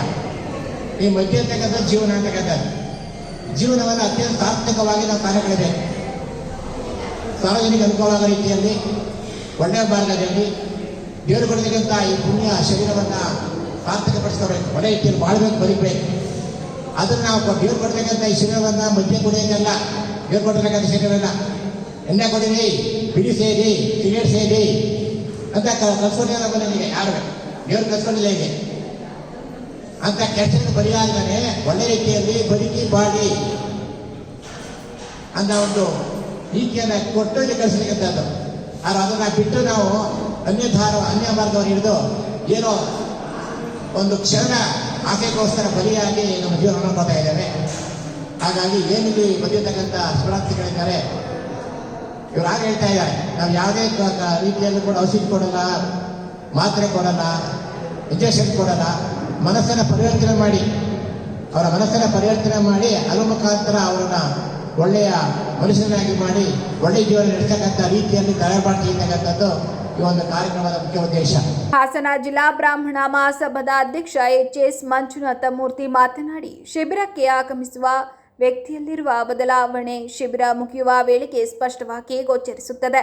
ಕುಟುಂಬದೊಂದಿಗೆ ನೆಮ್ಮದಿಯ ಬದುಕು ಕಟ್ಟಿಕೊಳ್ಳಲು ಈ ಶಿಬಿರ ಸಹಕಾರಿಯಾಗಿದ್ದು ಸಮಾಜದ ಆರೋಗ್ಯ ಕಾಪಾಡುವ ದಿಸೆಯಲ್ಲಿ ಮಹತ್ವದ ಪಾತ್ರ ವಹಿಸುತ್ತಿದೆ ಎಂದರು. ಯಾರಾದ್ರೂ ಜೀವನದಲ್ಲಿ ಒಬ್ಬರಿಗೆ ಸರಿಯಾಗಿರಪ್ಪ ಅಂತ ಬುದ್ಧಿ ಹೇಳಿದ್ರೆ ಅದಾಗಲ್ಲ. ಏನಾದ್ರು ಕೆಟ್ಟ ಚಟಗಳನ್ನ ಕಲಿಸೋದಕ್ಕೆ ಬಾರಪ್ಪ ಅಂದ್ರೆ ಫಸ್ಟೇ ಹೋಗಿ ನಿಂತ್ಕೋತಾರೆ. ಅದರಿಂದ ನಾನು ಈಚೆಗೆ ನೋಡಿದಾಗ ಸರ್ಕಾರದವರು ಅನಿಸುತ್ತೆ, ಯಾಕೆಂದ್ರೆ ಈಚೆಗೆ ನೋಡಿದಾಗ ಹಳ್ಳಿಗಳಲ್ಲೂ ಸಹ ಈ ಲೈಸೆನ್ಸ್ನ ಕೊಡೋದಕ್ಕೆ ಪ್ರತಿ ಹಳ್ಳಿಗೂ ಲೈಸೆನ್ಸ್ ಕೊಡ್ತಾ ಇದ್ದಾರೆ. ಎಲ್ಲ ಕಡೆನೂ ಈ ಮದ್ಯ ಅಂಗಡಿಗಳನ್ನ ಪ್ರಾರಂಭ ಮಾಡ್ತಾ ಇದ್ದಾರೆ. ಈ ತರ ಶಿಬಿರಗಳನ್ನ ಈ ಸಂಸ್ಥೆ ನಡೆಸ್ತಾ ಇರ್ತಾರೆ. ಅಂದ್ರೆ ಇದನ್ನೆಲ್ಲ ನೋಡಿದಾಗ ಅನ್ಸುತ್ತೆ ಜನಜಾಗೃತಿ ಅನ್ನುವಂಥದ್ದು ಸರ್ಕಾರಕ್ಕೂ ಇರಬೇಕು, ಸರ್ಕಾರ ಇದ್ರ ಕಡೆ ಗಮನ ಕೊಡಬೇಕಾಗುತ್ತೆ. ಯಾಕೆಂದ್ರೆ ಸರ್ಕಾರಕ್ಕೆ ಒಂದು ವರಮಾನ ಬರೋದು ಬೇರೆ ಪ್ರಶ್ನೆ, ಆದ್ರೆ ವರಮಾನಕ್ಕೋಸ್ಕರ ಜನರ ಜೀವನವನ್ನು ಹಾಳು ಮಾಡುವಂಥದ್ದು ನಿಜವಾಗ್ಲೂ ಅದು ಒಳ್ಳೆಯ ಆವೃತ್ತಿ ಅಲ್ಲ. ಮುಂಚೆ ಅಂದರೆ ಹಳ್ಳಿಗಳಿಂದ ಎಷ್ಟೋ ದೂರ ಬಂದು ಜನ ಕುಡಿಯೋಕ್ಕೋಸ್ಕರ ಬರ್ತಿದ್ರು. ಆದರೆ ಈಗ ಹಳ್ಳಿಲೇ ಅದನ್ನ ಅಂಗಡಿಗಳನ್ನ ಏರ್ಪಾಡು ಮಾಡಿರುವಂಥದ್ದು ತುಂಬ ಮನಸ್ಸಿಗೆ ನೋವಾಗುವಂಥ ಒಂದು ಸಂದೇಶ ಅಂತ ಹೇಳಿ ನಾನಾದರೂ ಭಾವಿಸ್ತೇನೆ. ಇಲ್ಲಿ ಬಂದಿರತಕ್ಕಂಥ ವ್ಯಸನಿಗಳು ಯಾರಿದ್ದೀರಾ ಅವರಿಗೆ ನಿಜವಾಗ್ಲೂ ನಿಮಗೆ ಮಂಜುನಾಥನ ಕೃಪೆ ಈಗ ಇದೆ, ಅದರಿಂದ ನೀವು ಬಂದಿದ್ದೀರಿ ಅಂತ ಹೇಳಿ ಭಾವಿಸ್ಕೊಳ್ಳಿ. ಯಾರು ಮನಸ್ಸಿಗೆ ನೋವು ಮಾಡ್ಕೋಬೇಡಿ.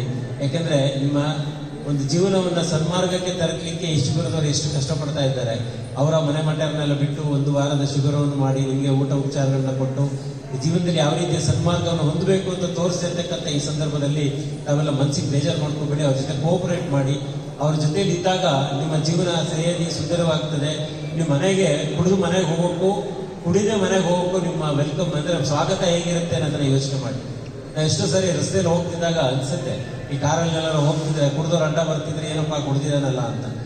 ನಗರಸಭೆ ಮಾಜಿ ಅಧ್ಯಕ್ಷ ಆರ್ ಮೋಹನ್ ಹಾಗೂ ಶ್ರೀ ಕ್ಷೇತ್ರ ಧರ್ಮಸ್ಥಳ ಗ್ರಾಮೀಣ ಅಭಿವೃದ್ಧಿ ಯೋಜನೆ ಜಿಲ್ಲಾ ನಿರ್ದೇಶಕ ಮಹಾಬಲ ಕುಲಾಲ್ ಮಾತನಾಡಿ, ಮದ್ಯ ವ್ಯಸನದಿಂದ ಮುಕ್ತಗೊಳಿಸಲು ಶ್ರೀ ಕ್ಷೇತ್ರ ಧರ್ಮಸ್ಥಳವು ನಡೆಸುತ್ತಿರುವ ಸೇವೆ ಸಮಾಜಕ್ಕೆ ಮಾದರಿಯಾಗಿದೆ ಎಂದರು.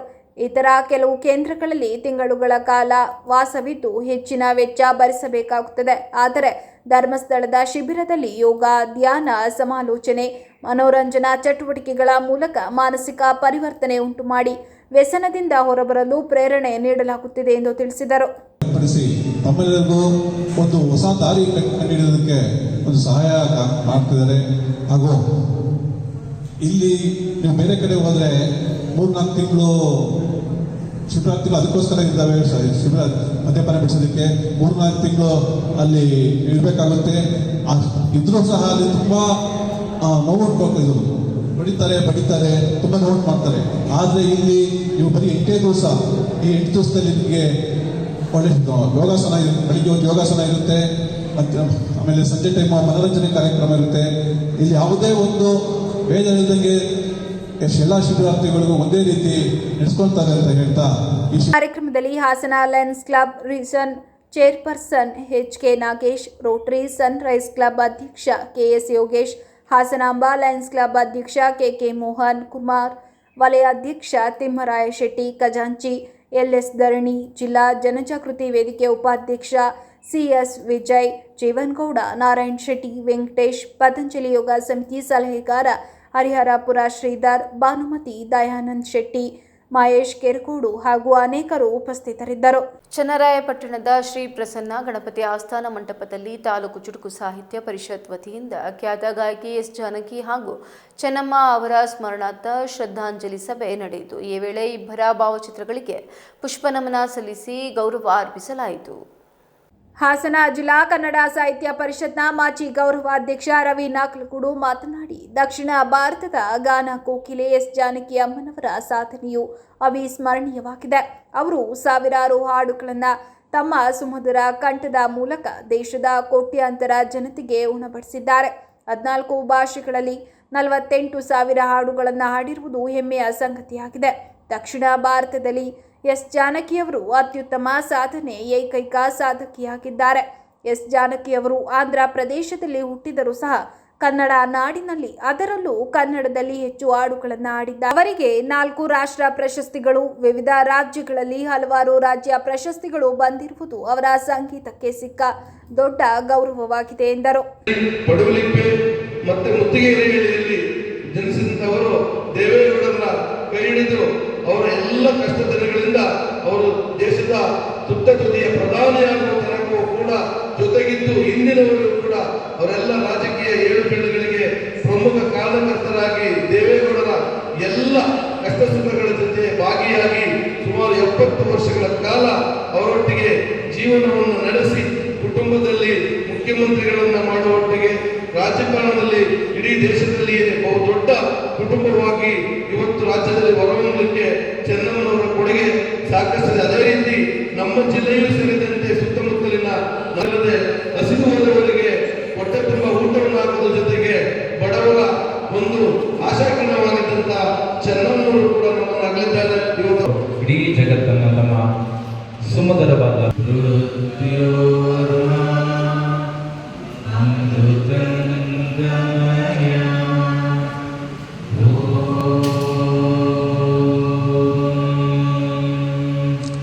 शांति शांति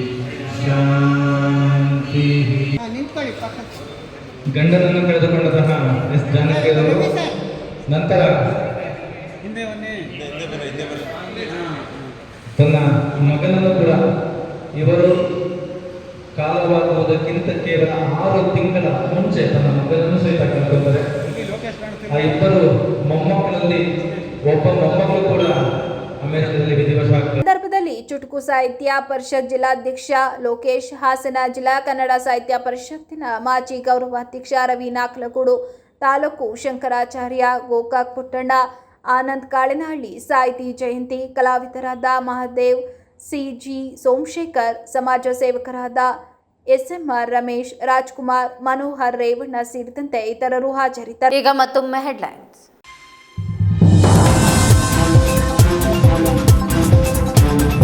ತಾಯಿ ಚೆನ್ನಮ್ಮ ಸಮಾಧಿಗೆ 2ನೇ ದಿನದ ಶಾಂತಿ ಪೂಜೆಗೆ ಬಾಕಿಯಾದ ಕೇಂದ್ರ ಸಚಿವ HD ಕುಮಾರಸ್ವಾಮಿ. 11 ದಿನಗಳ ಕಾಲ ವಿಶೇಷ ಪೂಜೆ, ಮಂತ್ರ ಪಠಣ. ಸಮಾಧಿ ಸ್ಥಳದಲ್ಲಿ ಸಮಾಜಮುಖಿ ಸೇವಾ ಕಾರ್ಯಗಳ ಘೋಷಣೆ. DK ಶಿವಕುಮಾರ್ ಕುರಿತು ಸ್ಪಷ್ಟನೆ. ದೆಹಲಿ ಪ್ರತಿಭಟನೆ ಗಲಾಟೆ ಬಗ್ಗೆ ಸರ್ಕಾರ ಎಚ್ಚರಿಕೆಯಿಂದ ಇರಬೇಕೆಂದ ಸಚಿವರು. ಮಹಾರಾಜ ಪಾರ್ಕ್ನಲ್ಲಿ ಯುವ ಜೋಡಿಗಳ ಸಭ್ಯ ವರ್ತನೆಯ ಆರೋಪ. ಕುಟುಂಬಗಳು, ಮಹಿಳೆಯರು, ಹಿರಿಯ ನಾಗರಿಕರಿಗೆ ಮುಜುಗರ. ಪೊಲೀಸ್ ಗಸ್ತು ಹಾಗೂ CCTV ನಿಗಾ ಹೆಚ್ಚಿಸಲು ಒತ್ತಾಯ. ಸಾರ್ವಜನಿಕ ಸ್ಥಳಗಳಲ್ಲಿ ಶಿಸ್ತು ಕಾಪಾಡುವಂತೆ ಆಗ್ರಹ.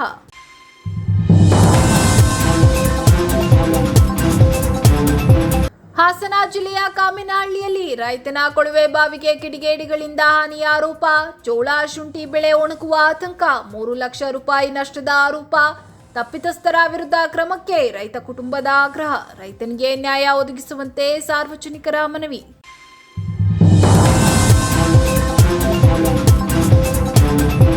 ಇದಿಷ್ಟು ಈವರೆಗಿನ ಪ್ರಮುಖ ಸುದ್ದಿಗಳು. ಸಮಗ್ರ ಸುದ್ದಿಗಳಿಗಾಗಿ ನೋಡ್ತಾ ಇರಿ ಪಬ್ಲಿಕ್ ಎಕ್ಸ್‌ಪ್ರೆಸ್ ಕನ್ನಡ. ಪಯಣ ನಿಮ್ಮೊಂದಿಗೆ.